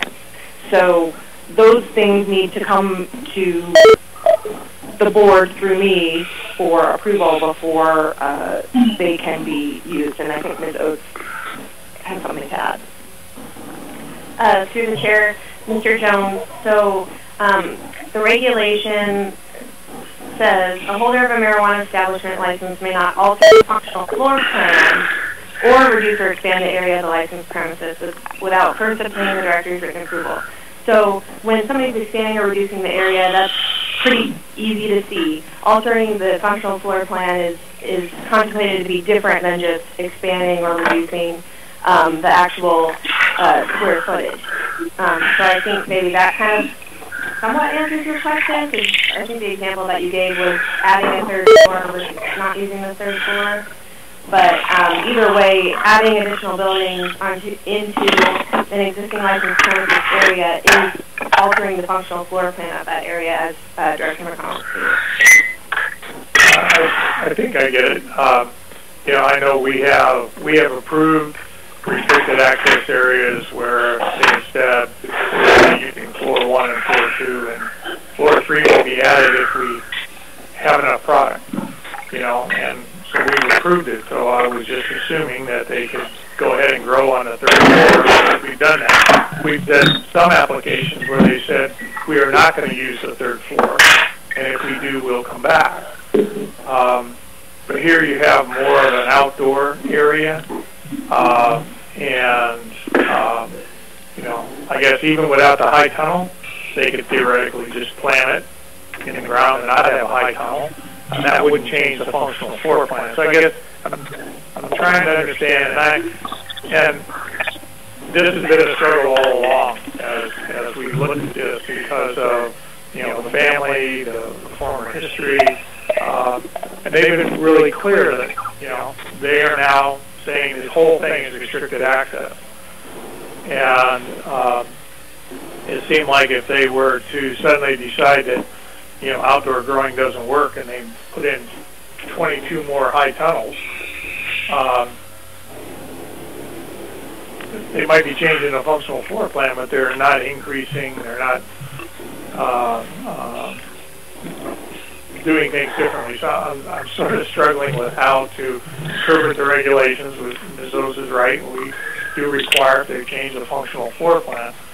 But, I guess I was looking at they're moving the office from the left to the right. They're, adding 3 bathrooms. They're putting in a kitchen, those kinds of things. But so I'm just struggling with how to interpret. And I haven't read the NOV, so that's part of my reading tonight, I guess. And so I'm not quite sure how to respond here, and so that's my confusion. I'm sorry. Through the chair, Mr. Jones. So first of all, the entire licensed premises is not restricted access area. If you look at this, it identifies the outdoor cannabis 1 acre Haygrove High Tunnel outlined in red as a restricted access area. It outlines High Tunnel 2 and High Tunnel 4 as restricted access areas, and I believe High Tunnel 1 and FOC sort of up at the top as restricted access areas. No, that wasn't approved. So there is no internal fences at all. So the whole red diagram outlining it. I know that's what that says there, but that's not what the board approved. Mike, can you speak to that? Everything inside the fence is restricted access area, and High Tunnel 5 has not been used for marijuana yet, even though it's been in existence since 2016. So are you saying that if the board changed this at the meeting and a new diagram wasn't submitted? Mike, can you speak? That was in 2016. This was the very first license you granted, and maybe Mike, you can remember why, because we didn't do the inside fencing because the whole thing was restricted access. Correct. So no, we never did internal fencing, and when we were visited several times by officers, by AMCO officers, we were told that the entire area was restricted access area, that the non-see-through barrier was required around the whole fence, that signs be posted on all gates saying this is a restricted access area. So we have operated all along assuming, and also it was functionally a restricted access area. So that answers that question from my perspective. And as far as use of the use of some of the buildings within that restricted access area, use of some of the greenhouses within that restricted access area, we had assumed that as long as we had complete coverage, camera coverage, along aisleways and within structures, then that was okay. And that was confirmed when we were visited on our review inspection in July, and then when the officers came out again on August 28th, and then on the week of September 11th, they looked at the structures that were being used, saw the cameras in place, approved them, and suggested other camera placements for better coverage. So we assumed that was approval of carrying on the way we were operating. We were never told that we couldn't do what we were doing. If we were told that, we would have ceased immediately. So again, to reiterate, we had always assumed that the entire area, based on our approval in 2016, was a restricted access area and have operated that way ever since. So, through the chair, back to Mr. Jones' comment. I mean, the board looked at very specific details, number of high tunnels, here's where they're going to do outdoor cultivation, that sort of thing. So my assumption is that if it says they're going to do outdoor cultivation in an area that's defined on the plan, that they're not approved to put marijuana in the ground any place within the restricted access area. They're supposed to be doing it in the area that they've identified, and that these are the buildings that they're permitted to have, you know, however many high tunnels, however many offices or trimming sheds or whatever, and that there shouldn't be additional buildings built within the licensed premises area without board approval. So that's how I've been operating, and if the board wants to provide different direction, it should definitely be something we talk about. Mr. Chair, I mean, we went through this process where they were going to have multiple restricted access areas, and then outside of those there was a lot of unrestricted access areas. They were talking about having families to come out and harvest, you know, the strawberries or tomatoes or whatever. That was like premises. And that was sort of this diagram that we didn't approve. We said no, because you can't have a restricted access area, unrestricted access area, all within a licensed premises. No, I think it was they wanted to have multiple licensed premises areas so that younger members of the family could then go into the general area. And the board said, no, you can't have multiple licensed premises areas. I think it's the same. Yeah, I think it's the same thing. We basically said the whole place has to be off limits to persons under 21. We can't have two buildings that are restricted access for under 21 and two that aren't, or an outdoor area.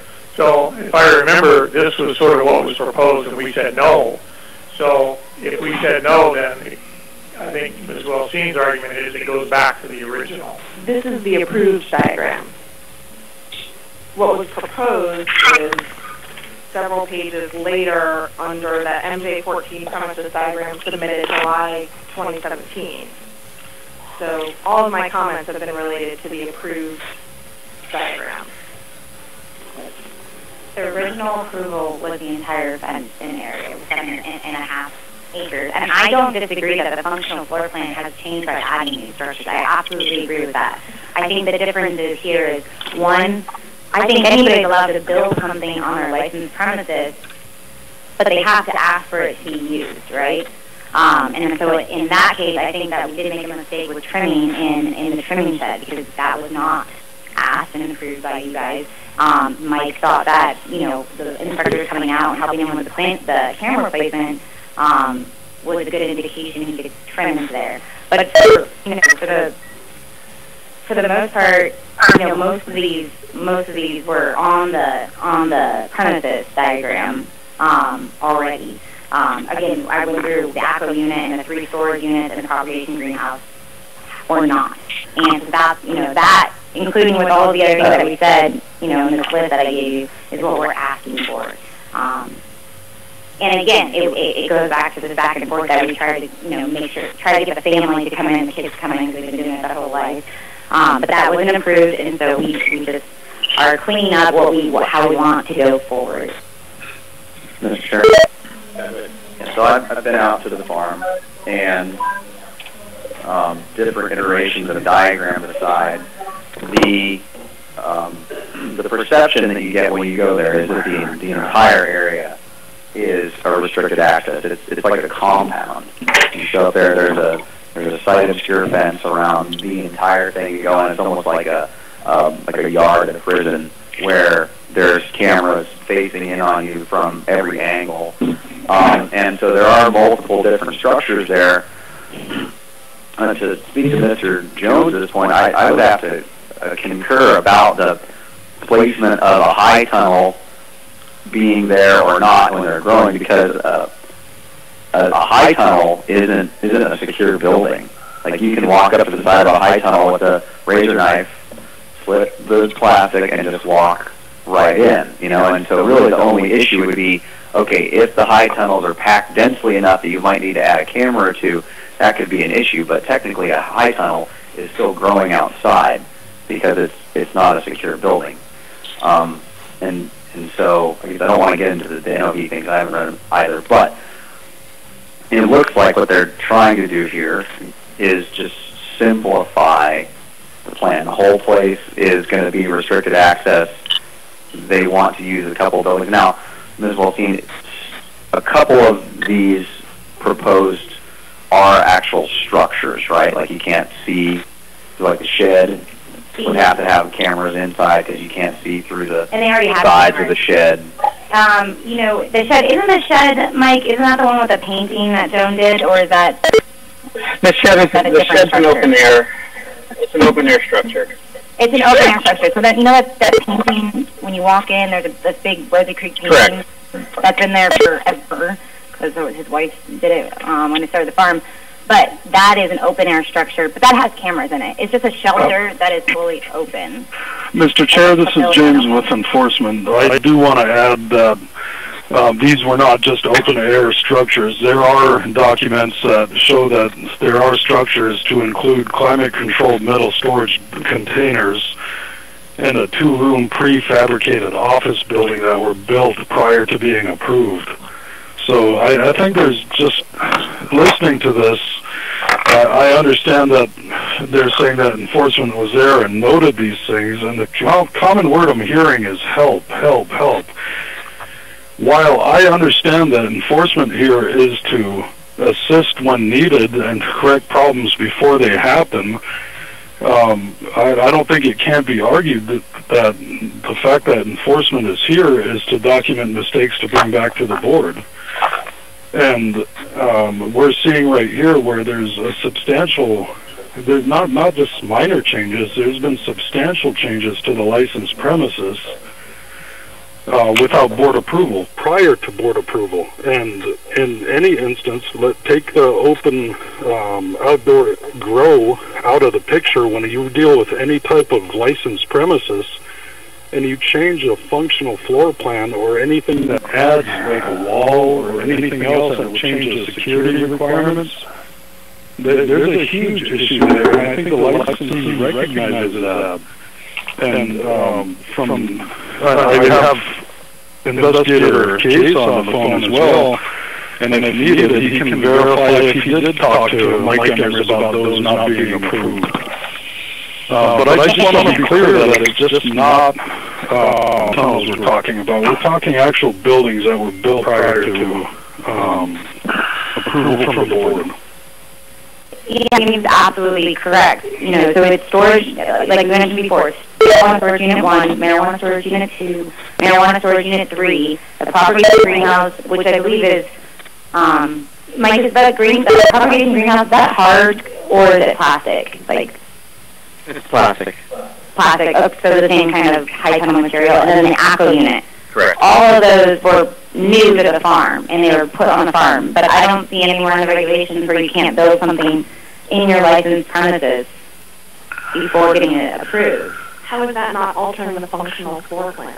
It is, but only if you begin to use it. I think as Mr. Holster stated, it changes the security. I mean, if the whole thing is restricted access, the whole thing has to be under security cameras. And so when you're affecting that, I think it's a change to the functional floor plan that needs to be approved by the board. But that is all, I mean, and Mike will come out and check camera placements for all of these structures that we're talking about. I mean, all of these structures have cameras in them, and they're going for 40 days storage.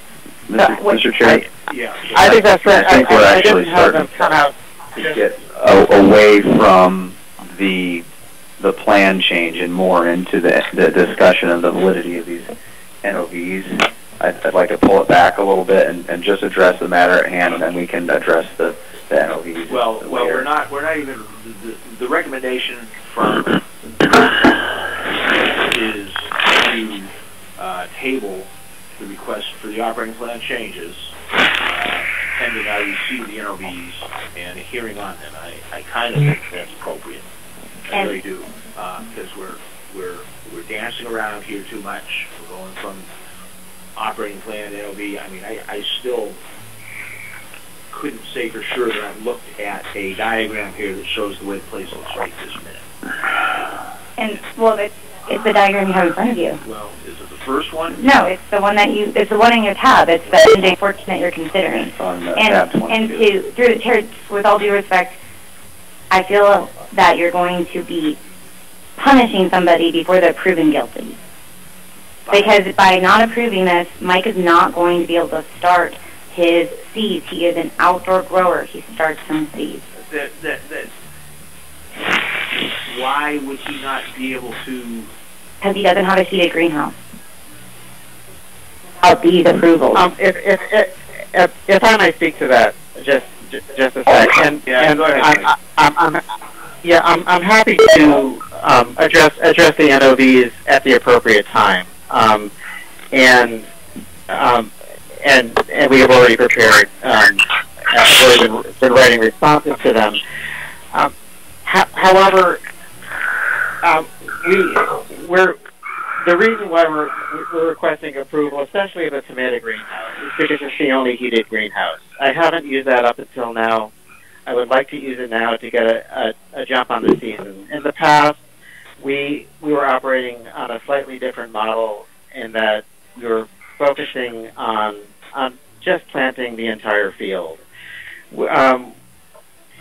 We realize now that, given the market and given the tourist season, that we're going to lose a significant ability to sell, make money, and pay taxes if we don't start a month or 6 weeks earlier.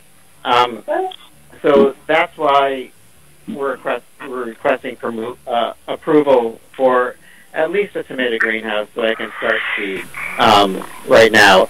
If the board and if AMCO decides that these NOVs that I've been served with have so much merit that they need to change it, then we'll come to that later, and we'll, if you need to shut me down, shut me down. But what I'm asking for is approval of this floor plan change, so I can at least start my seeds early and have a viable seed.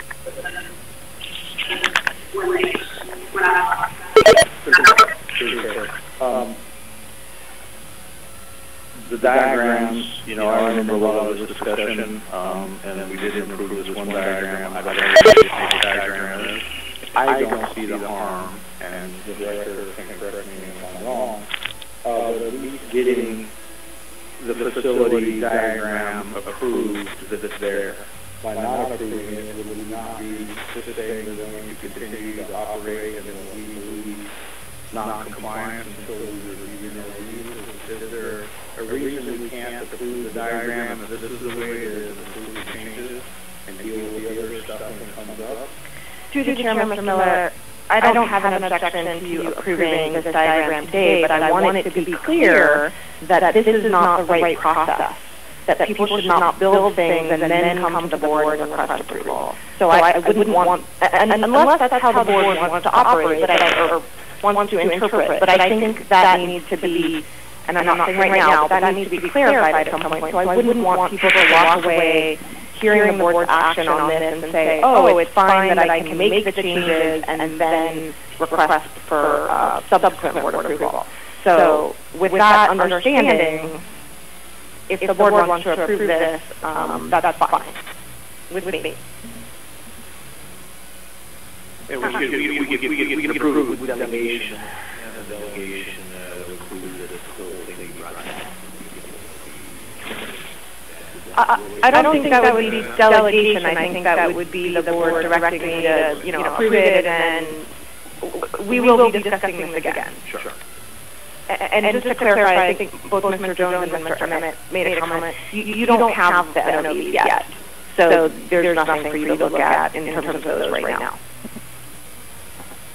Sure. I don't disagree that maybe we should approve this so that they can move forward. I know we do a lot of this online. I'm sitting here looking at what's in the tab here. I'm looking at this letter. I'm trying to remember at least 3 different drawings that I have seen in various applications.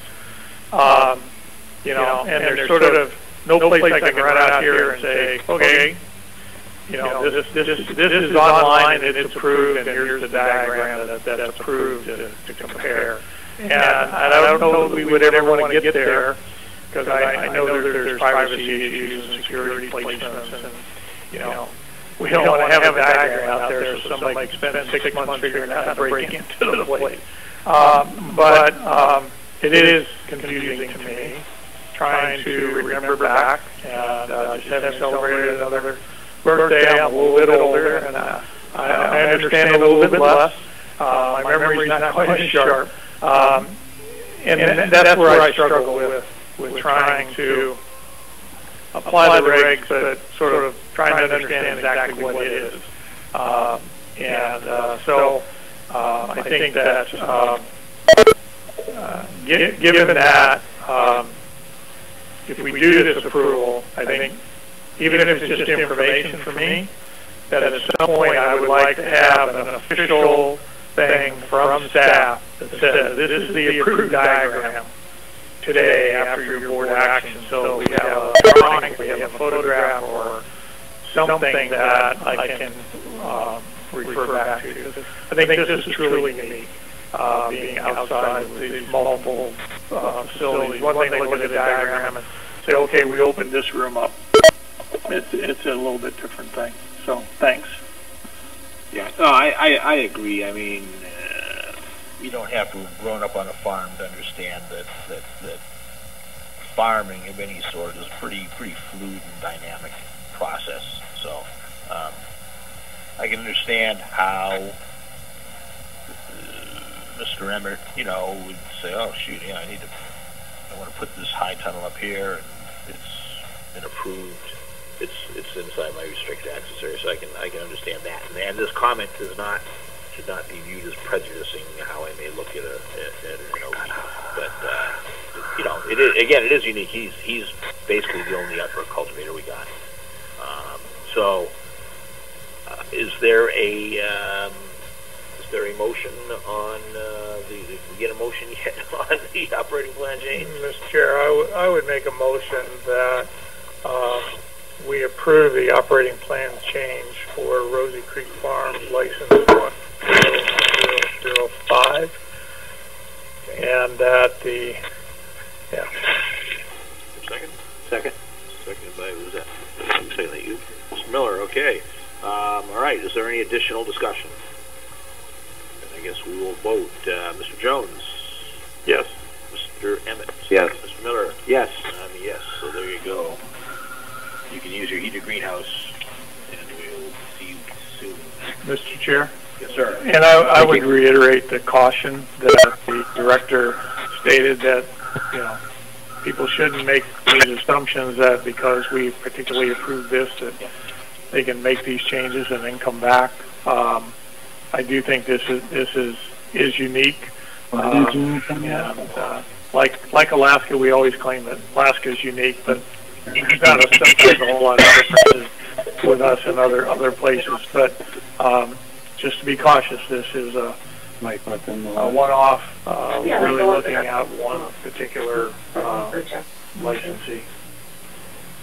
Okay, I was going to say, let's take a look looking at how complex the next operating plan change is. I would say let's move to Einstein Labs. Number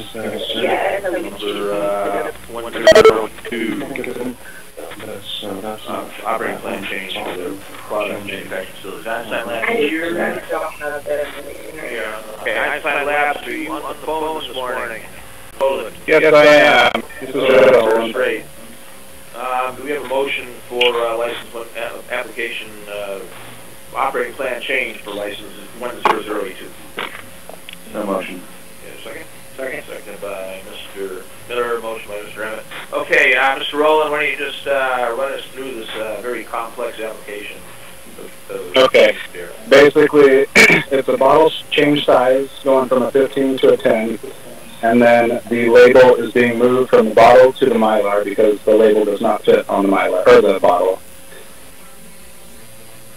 That's it. And then you got some flavor changes, and you're changing the carrier oil. Oh, yes. Sorry about that change.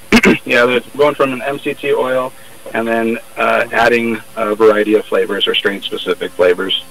Like, yeah, for shooting string, they're like, can we just move it in? Okay, so your bottles, apart from the size change, they'll be packaged in the labeling will be contained in the bag. So the bag will be considered part. Pardon me. The seal bag will be considered part of the original packaging. So inclusive of the bottle. Yeah, so I think the original one, the info label was actually on the bottle. The only real change there is there was still originally a Mylar that was going to be packaged into. The only difference is the info label now will be on the Mylar instead of on the bottle because it does not fit on the bottle. Okay, staff and handling service. And the carrier oil, what's MCT? It's a medium chain triglyceride. It's coconut oil, it's a more natural option compared to a alcohol or glycerin. Just adding another option in the mix for customers. Okay, and the flavor changes, those are flavors, what you add a couple flavors to the tincture? Yeah, I just want the ability to do my normal terpene flavors. I have a variety of them, ranging from blackberry, cherry to just kiwi, strawberry lemonade. And then I want the ability to do strain-specific, like Blue Dream, Chem Dog, AK-47. I just want the ability to do strains or flavors with the tincture. Okay, it doesn't change any of the other formulary? No. Okay. All right. Any questions for Roland? Okay, we ready to vote? Mr. Jones? Yes. Mr. Emmett? Yes. Mr. Miller? Yes. And I'm a yes. So there you go, Mr. Roland. Thank you. Now, we take their house.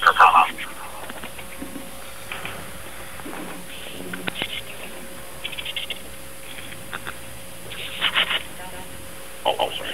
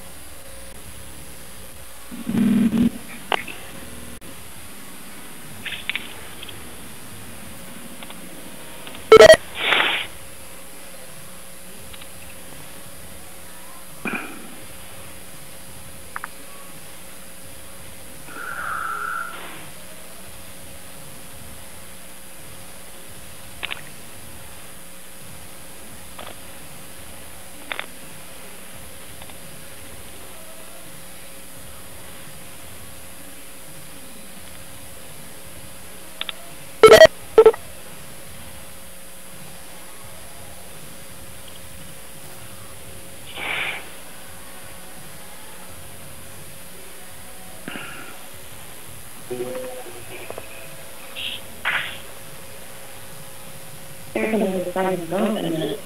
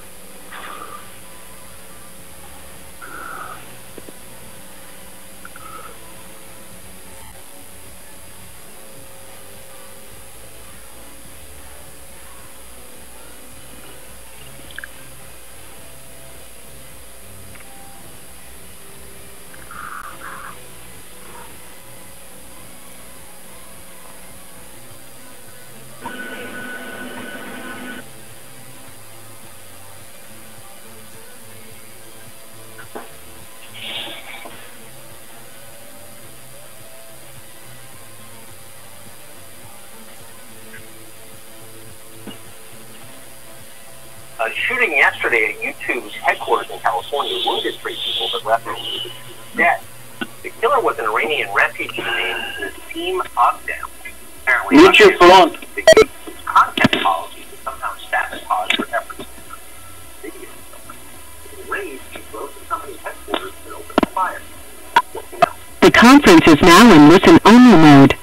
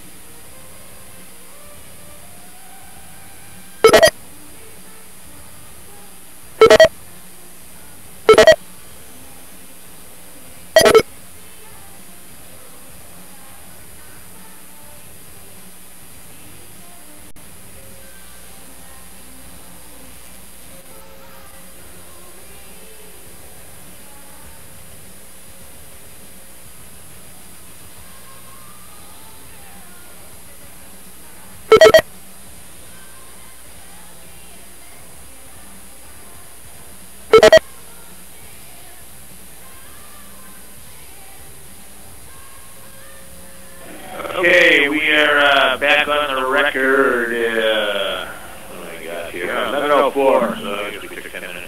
Okay, next on the playlist is Good LLC license 10165. Is anybody from Good here? Is anybody from Good LLC on the phone? The conference is no longer in listen-only mode. Christian Hood. Hi, my name's Christian Hood. I'm over at LLC. Okay, first rate. Why don't you just give us a quick rundown of what you want to do here in your operating plan change? Yes, sir. We're adding fractional distillation to our some short pass distillation added to it. We did get our vape pens approved last year, but we didn't get the operating procedure approved yet. So we're going to get that through. Okay, thank you. Sure. I would move that we, the board approve the operating change for Good LLC, license number 10165. Thank you. Second. Second. Second by Mr. Hammond. Is there any discussion? I guess the only one here that really understands this is Yeah, this is almost identical to the processes that my business and a couple of the other concentrate manufacturers use. In fact, it looks like they're going to be using some of the exact same equipment. So yeah, that's pretty straightforward. I don't have an issue with it. very good. There's no high pressure issues or anything with any of this? As far as you need to be approved by boiler inspector or the fire marshal or anything? No, so long as their facility is rated for Class 1, Div 1, or Class 1, Div 2, whatever sort of rating they needed to get it approved for solvent extraction, all of this equipment would fall within that rating. It looks like they have all of the tab 24 specifications lined out here. So. And Good LLC is going very into good. fractional Any distillation. other discussion, comments, concerns, questions? Okay, we'll vote. Mr. Jones? Yes. Mr. Emmett? Yes. Mr. Miller? Yes. And I'll vote yes. So there you go. Thank you very much. Right, we'll get close to record time on some of these. Okay, so we will go to license 10828 Glacier Extracts. And Glacier Extracts is in the room. You know what date Canada's classic is? May 19th, Saturday. Well, you said the same water. Mr. Chair, All go. Yes, sir. I would move that we approve the operating changes for Glacier Extracts 1028. Grace said she would take our stuff. She was going to do that yesterday. Transfer to her. And then I thought about it after the fact. Quit talking, bro. Bro, we can hear you. Get your phone. I'm Ashley Jaworski, Director of Operations for Glacier Extract. And then we have a licensee, Adam Boyd, on the phone. Okay, Mr. Boyd, you out there? Yep, I hear you. Okay, first rate. So, why don't you go ahead and run us down your request here? Sure. So we're just changing the label on the Glacier caps. Everything other than the label and is going to be the same. So it's like a push-down prescription bottle. And then they didn't have their marketing done for the vape pen, so we're coming back with the front label, as you can see in the next page, that gets inserted into the pack. So you see that little pack about that. Yeah, anything else?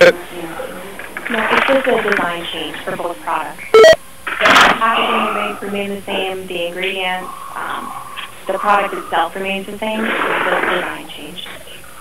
Okay, very good. Any questions, comments, concerns, questions? I guess not. Mr. Jones? Yes. Mr. Emmett? Yes. Miller? Yes. And I'm a yes. So, thank you for coming to Nome.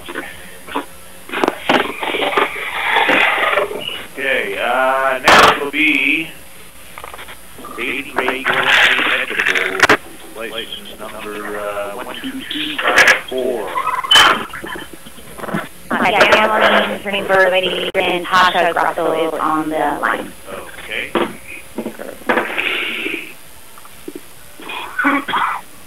Hello. Is there a motion on 254?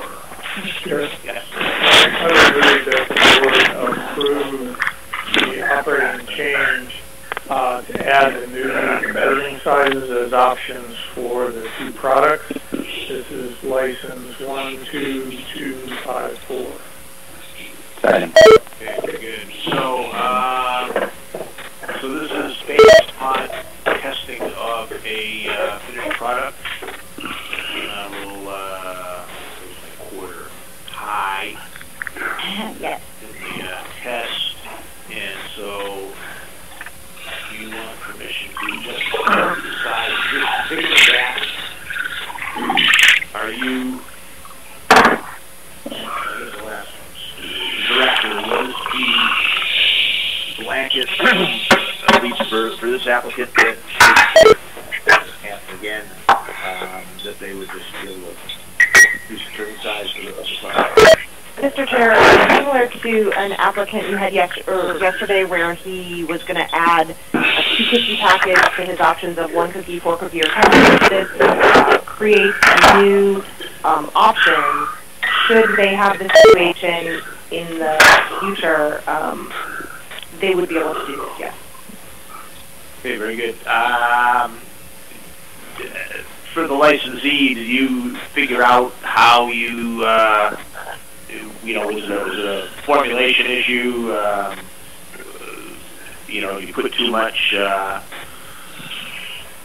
your cannabis ingredient in, or what do you think caused these cookies to come out over the legal limit? Hi there. Yeah, can you hear me? Yes, I can. You hear my question? Okay, great. Yes. So we've been working closely with the lab, and yeah, there was more of a storage issue when we went to store the large amount of concentrate that we were using, the oil. We separated it into jars to make storage easier, so when we went to use it, we would pull it, and that seemed to allow too much of a deviation. So we've since changed some processes of how we're doing that for storage, and have corrected it. We've been through numerous batches with no other additional issues. Just a bit of a learning curve. Well, yeah, learning curve for you, and it could well be something that I'm thinking that the process of removing, jarfuls of concentrate from a larger storage container isn't necessarily a proprietary process. You might want to, I mean, it's up to you, but there may be a venue for you to share your lesson learned there, because other people are also storing concentrates and, moving them into smaller containers, and we've talked in the past about the homogeneity or non-homogeneity of the spread of the cannabis ingredients through food products.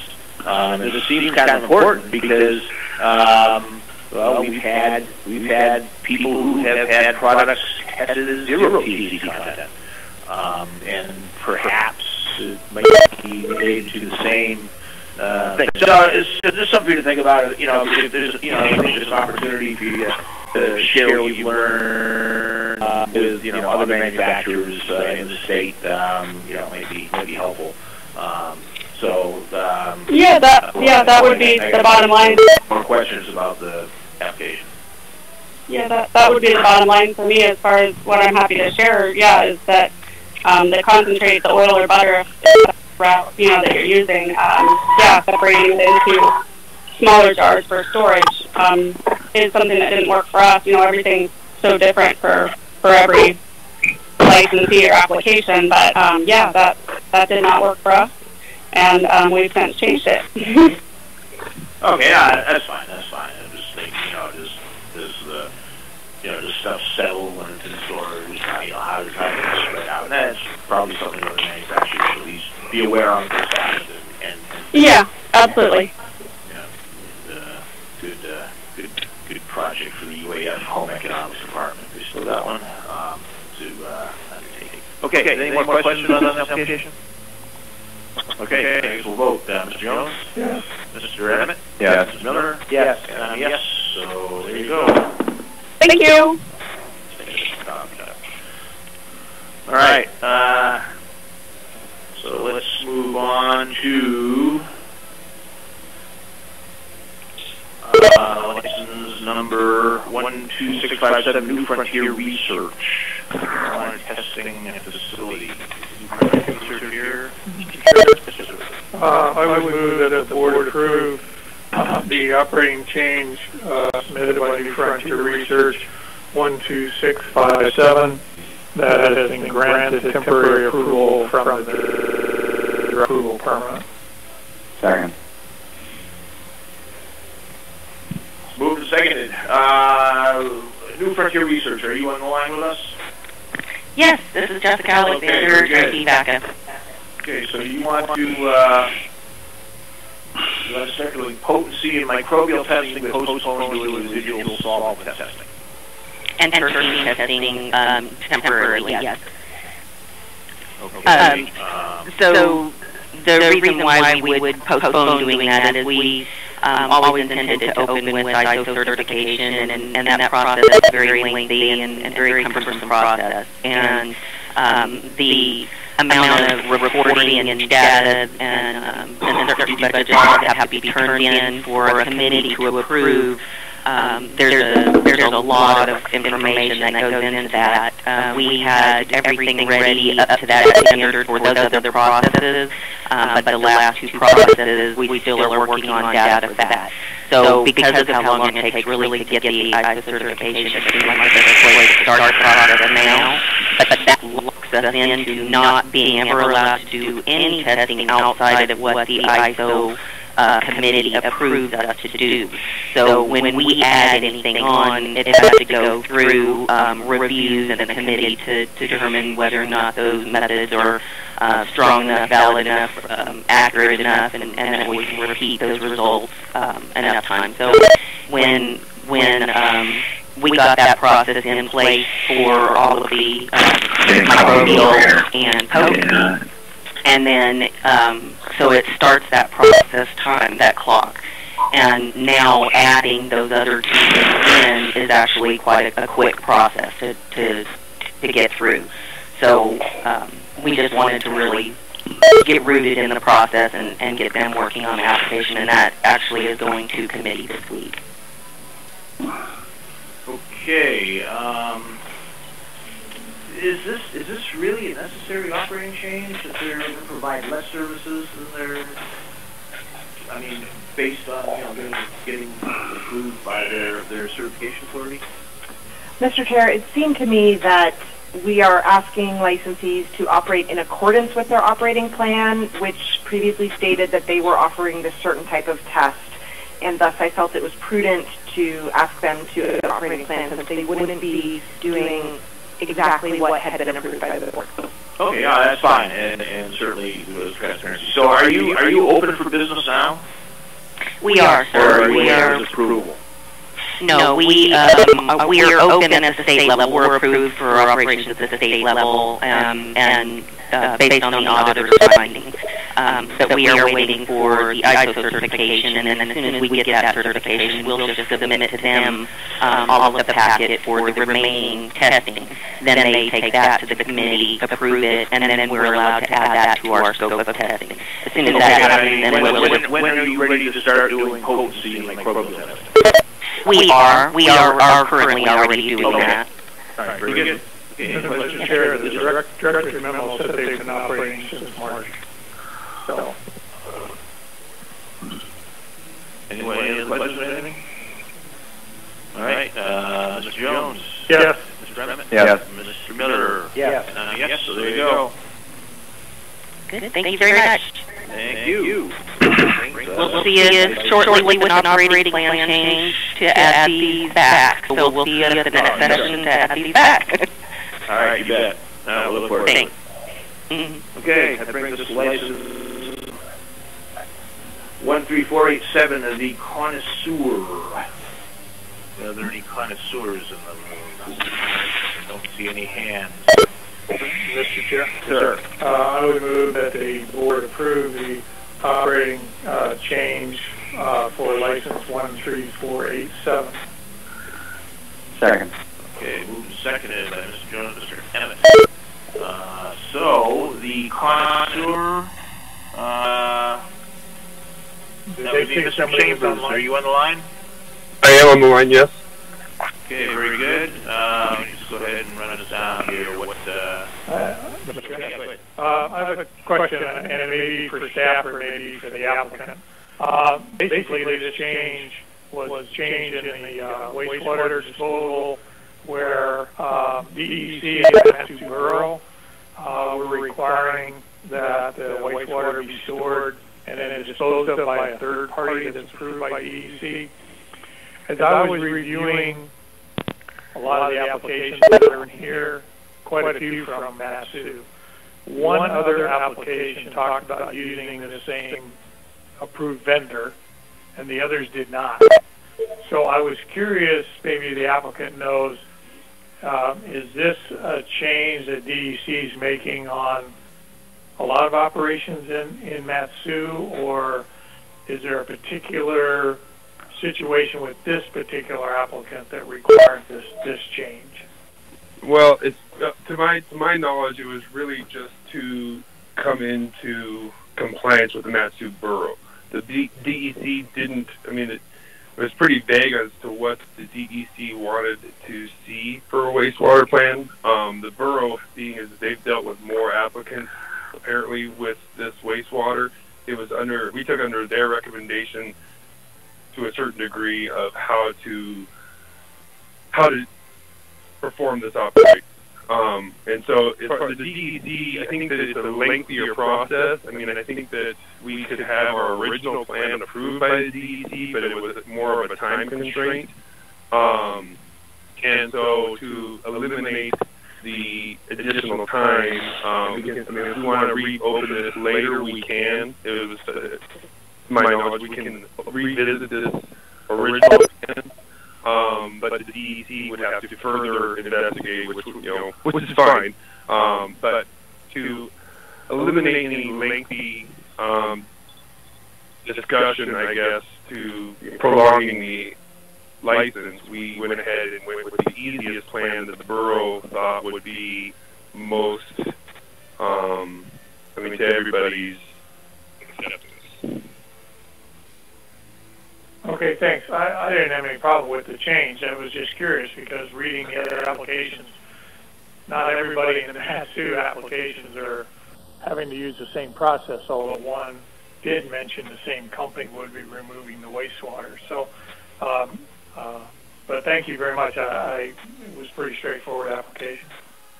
Okay, thank you. Mr. Jones, I believe it's just kind of a case-by-case thing. It seems like this had to do with the fact that this licensee was intending on putting their wastewater into their septic, and I think there are certain requirements for that, which this licensee did not currently meet, so they changed their wastewater plan to make it easier to use.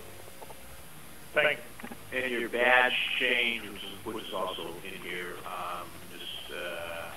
the one that's in here now is what it's going to look like. Yes, that's what we went with. The initial badge, we didn't really know what to expect, and as we went into making the badges, we just changed them a little bit. I wanted to be so that our badge wasn't different than what the code enforcer would have on file. Sure. No, I appreciate that. Okay, any more questions? All right, Mr. Jones? Yes. Yes. Mr. Miller? Yes. Yes, there you go. Okay. And I will go to license 14073 Black Bear Nursery.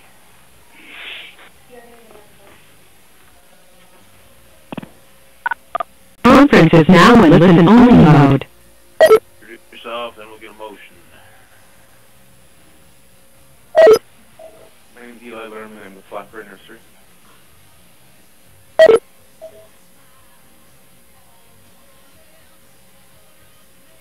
motion on this? Yeah, Mr. Chair. Motion to approve the operating plan changes for license number 14073, Blackberry Nursery. Second. Okay, motion by Mr. Emmett, second by Mr. Miller. So, Mr. Lehman, just tell us what you're requesting here. What we're requesting is a change to the road space. We were originally approved in January with road ends under the plan submitted to AMCO. Subsequently, the municipality of Anchorage did not approve growth ends for structured rooms. So we built out 2x4 walled rooms in the facility. That's what we're requesting to change. The growth space changed slightly with that build out as well. Okay, so you're basically asking us to take the tents out. Right. Any questions? Yeah, I do. The memo says attaches the MJ15 operating plan change and the current operating plan. Additionally, attached is an MJ14 in case is needed as a reference. MJ14 is currently in review process.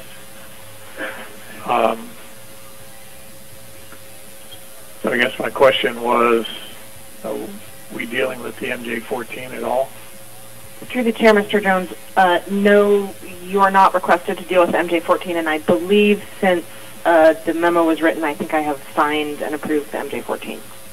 Okay, so basically that changed the structure inside because of the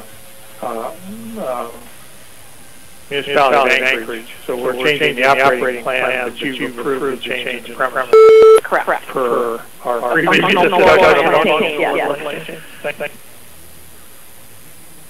Any other questions? Yeah, the applicant. So do you have any plans going in there now? You do. In the current rooms, but you're just asking for them to go from, so the structure is essentially the same. You're asking them to go from soft walled structures to.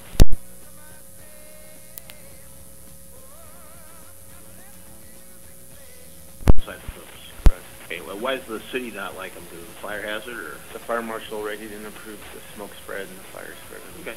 All right. So that's, again, this is kind of on the obvious side, but it says in the plan you use and so you just take the tents. Correct. Okay. Any other questions? All right, we'll vote. Mr. Jones? Yes. Mr. Emmett? Yes. Mr. Miller? Yes. Yeah, I'm a yes, so there you go. You got them tents.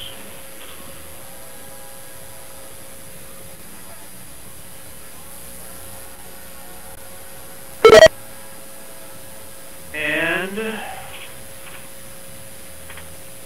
well, we've got the shortest list of new products on here. Okay, we'll start marijuana products, and we will begin with license 10082 Einstein Lab. And I think I is on the phone. The conference is no longer in listen-only mode. Ron, you're still with us? I am. Okay. So you got just the vape pen is your new product? You get a couple here, right? Okay, go ahead and introduce yourself, and then we'll get a motion, and then we'll talk about your products. Hi, this is Justin Rowland with Einstein Lab. Okay, thank you. You'll get a motion on this license, on the products? Mr. Chair, a motion to approve product name E equals U higher, which is examining the formula here. I don't know what your Einstein help with. Second. Okay. Okay, go ahead, sir. Yeah, that is the vape pen. Pretty similar to all the other vape pens in the market. Yeah, I don't have an issue with this product. I think it's pretty straightforward. Any questions? Okay, we'll go on to the vape pen. Equals higher. Yes. Sir. Yes. Miller. Yes. And I'm a yes. So there's the vape can. Thank you, guys. And we got the whole new chocolate edibles. Mr. Chair, motion to approve new chocolate edibles. Second. All right. Seconded. So this is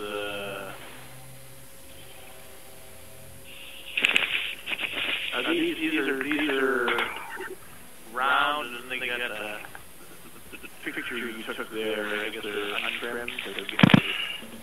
Circle still got some pieces on it. Looks like a square edge at the top. Is that the way it comes, or? So they're round little discs, and we, in the mold, incorporated the THC, the international THC warning, on top of the mold itself.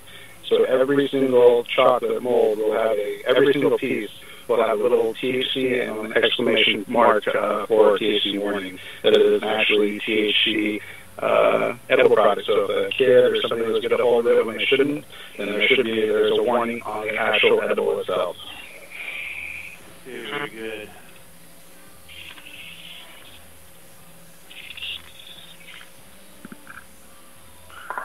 You haven't had any, this is just kind of a side question, you haven't had any issues with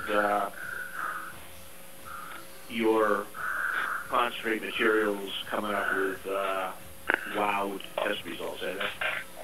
I have not. The way we do our dosing is pretty unique, and we're held to a pretty tight tolerance on this end, so no, I haven't. Yeah, no, I mean, I'm just addressing that possible handling issue, this setting issue that our previous host had, and I just wanted to see if you'd seen anything like that. No, not yet. All right, so cookies and cream, orange dreams of milk chocolate.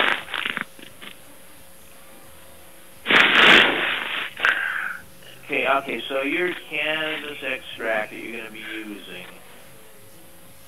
we're kind of getting back to that. What's your, do you using one kind of extract for your edible products? So all of my edible products is dosed with distillate. It's easier because it's a higher purity, and it's just easier to calculate dosing with the higher purity. And there's no taste or strain specific to it, so there's no flavor in the actual edible. Yeah. No, I mean, so okay, you're just using one extract product. Is that listed by name in here? It just says in your ingredient list it says cannabis extract. It doesn't say whether it's what it is.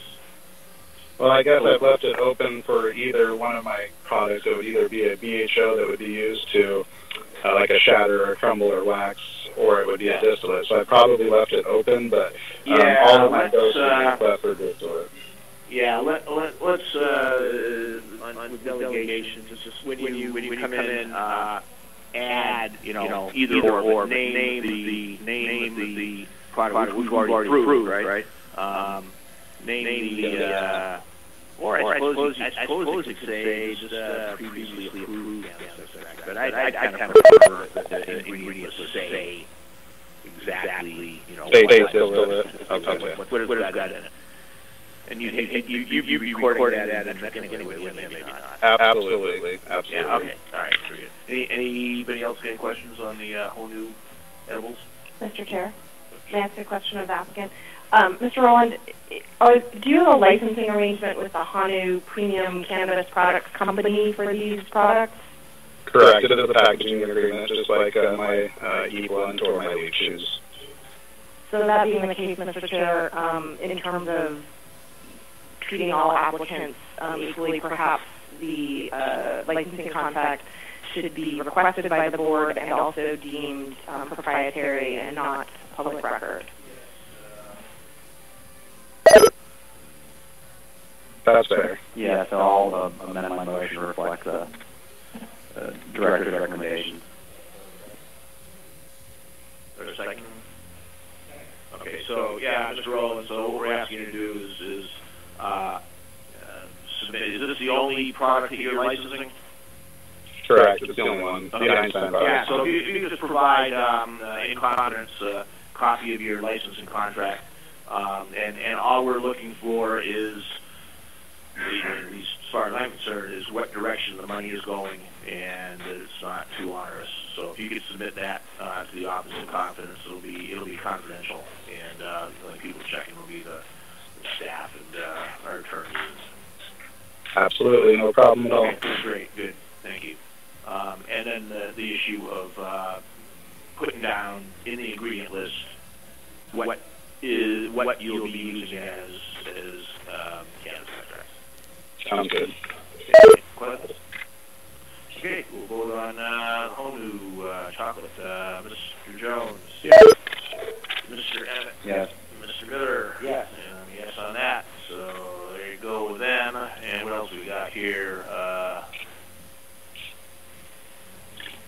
That's it, huh? Should be it for me. Okay, all right. Thank you, guys. Well, hold on a second. We need a motion to approve the whole plan, don't we? No? No, I mean, it's just 2 new products. You voted on each product. Yep. Okay, you're good. Awesome, thank you.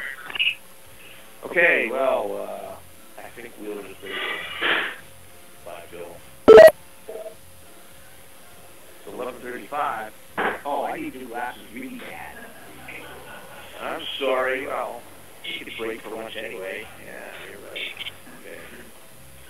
It's fine print on the computer. Okay. Mr. Chair. Yes, sir.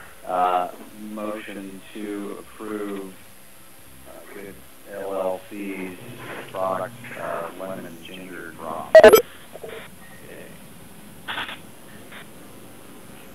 Any second. Okay, and Chair, sir. My only comment is the picture of the product, I guess, and how it will be also packaged. It says the proposed product is not shown here, and doesn't even indicate maybe in the proclamation, but I assume that lemon ginger drops won't look a whole lot different, but I would just remind the applicant, and part of the motion is, we need a picture of the actual product submitted to staff.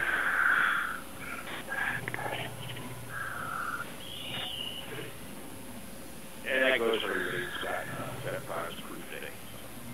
Okay, are there any questions on the lemon drops? Am I allowed to speak on that, actually? What's that? Am I allowed to speak on that? Who's this? This is Christian Hood, the owner. There should have been an attachment. Oh, yeah, go ahead. Hi, sorry. Again, Christian Hood, owner of Good LLC. There should have been a product description of the lemon drop, or lemon ginger drop, that should have been attached to that. So you're right, that is not what it looks like. That was just a picture of the container of what it could look like, but the actual drops themselves, there's a photo attached to that,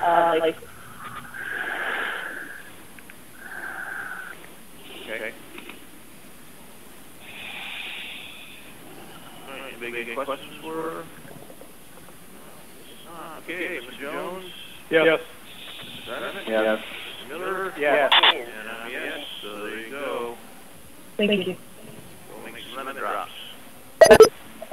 All right, 10271 Top Hat Contact.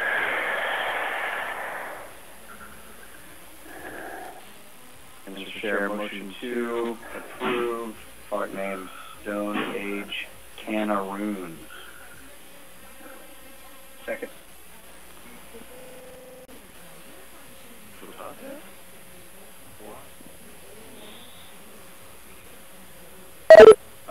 No. Okay, anybody out there? Well, actually. Yeah, this is John Nemus with Top Hat. Yeah, are you on the AMIA board? So one of their employees is on their board, but it's not the licensee. Yeah. No, we did last time. Okay, we're good. Okay, good morning. So we got a motion on the table to approve Stone Age Cannaroons.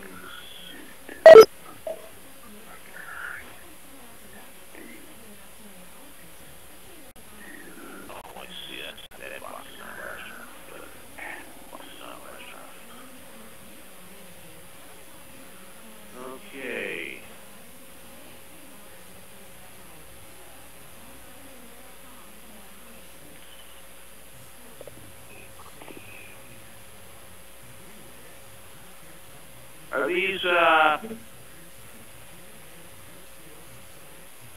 your own concoction, or is there any licensing agreement with these? There is no licensing agreement. They are our own concoction.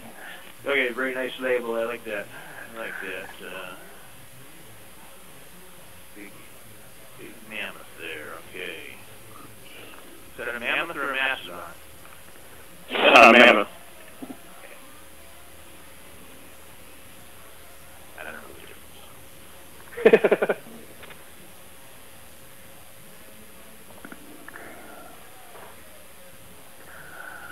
And how many cookies are you gonna have in a package? 2 cookies. Mr. Chair? Yes, sir. The only comment I had was I appreciate the label, and I think the Mastodon's cool, but the sort of stick figure person on top of mammoth smoking might be pretty close to a cartoon picture depiction. I don't know. I would struggle with that, and whether or not that would be violation of our rules, but it's pretty close, borderline. I'm not going to object, but just point that out that may be something for the top hat to consider. Yeah, I don't know whether we're going to talk about advertising later. I don't think we've turned whether the packaging of a product constitutes advertising. But your point is well taken. I didn't even notice the guy there. Hey, I'm getting older than sharper. Yeah. I was going to say, okay, I do like, thank you for your very detailed production process, and I particularly like item number 5, wash your hands and replace gloves with a clean pair. Very good, I like that.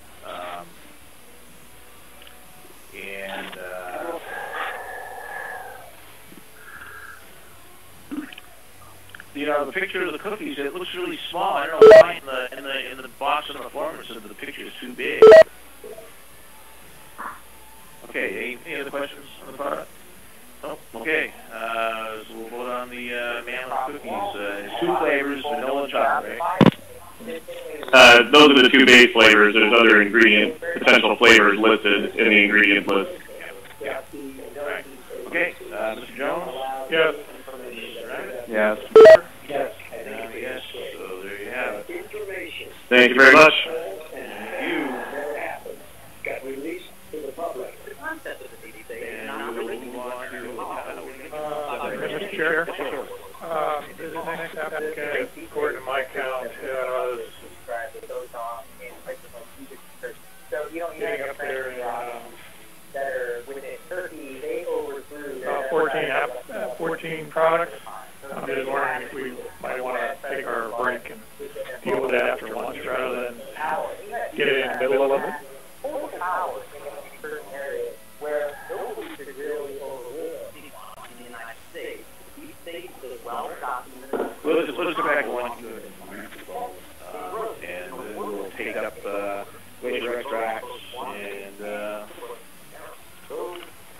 hopefully we will beat this agenda up pretty good by the end of the day. So we'll see y'all at 1 o'clock. We're very much on the floor.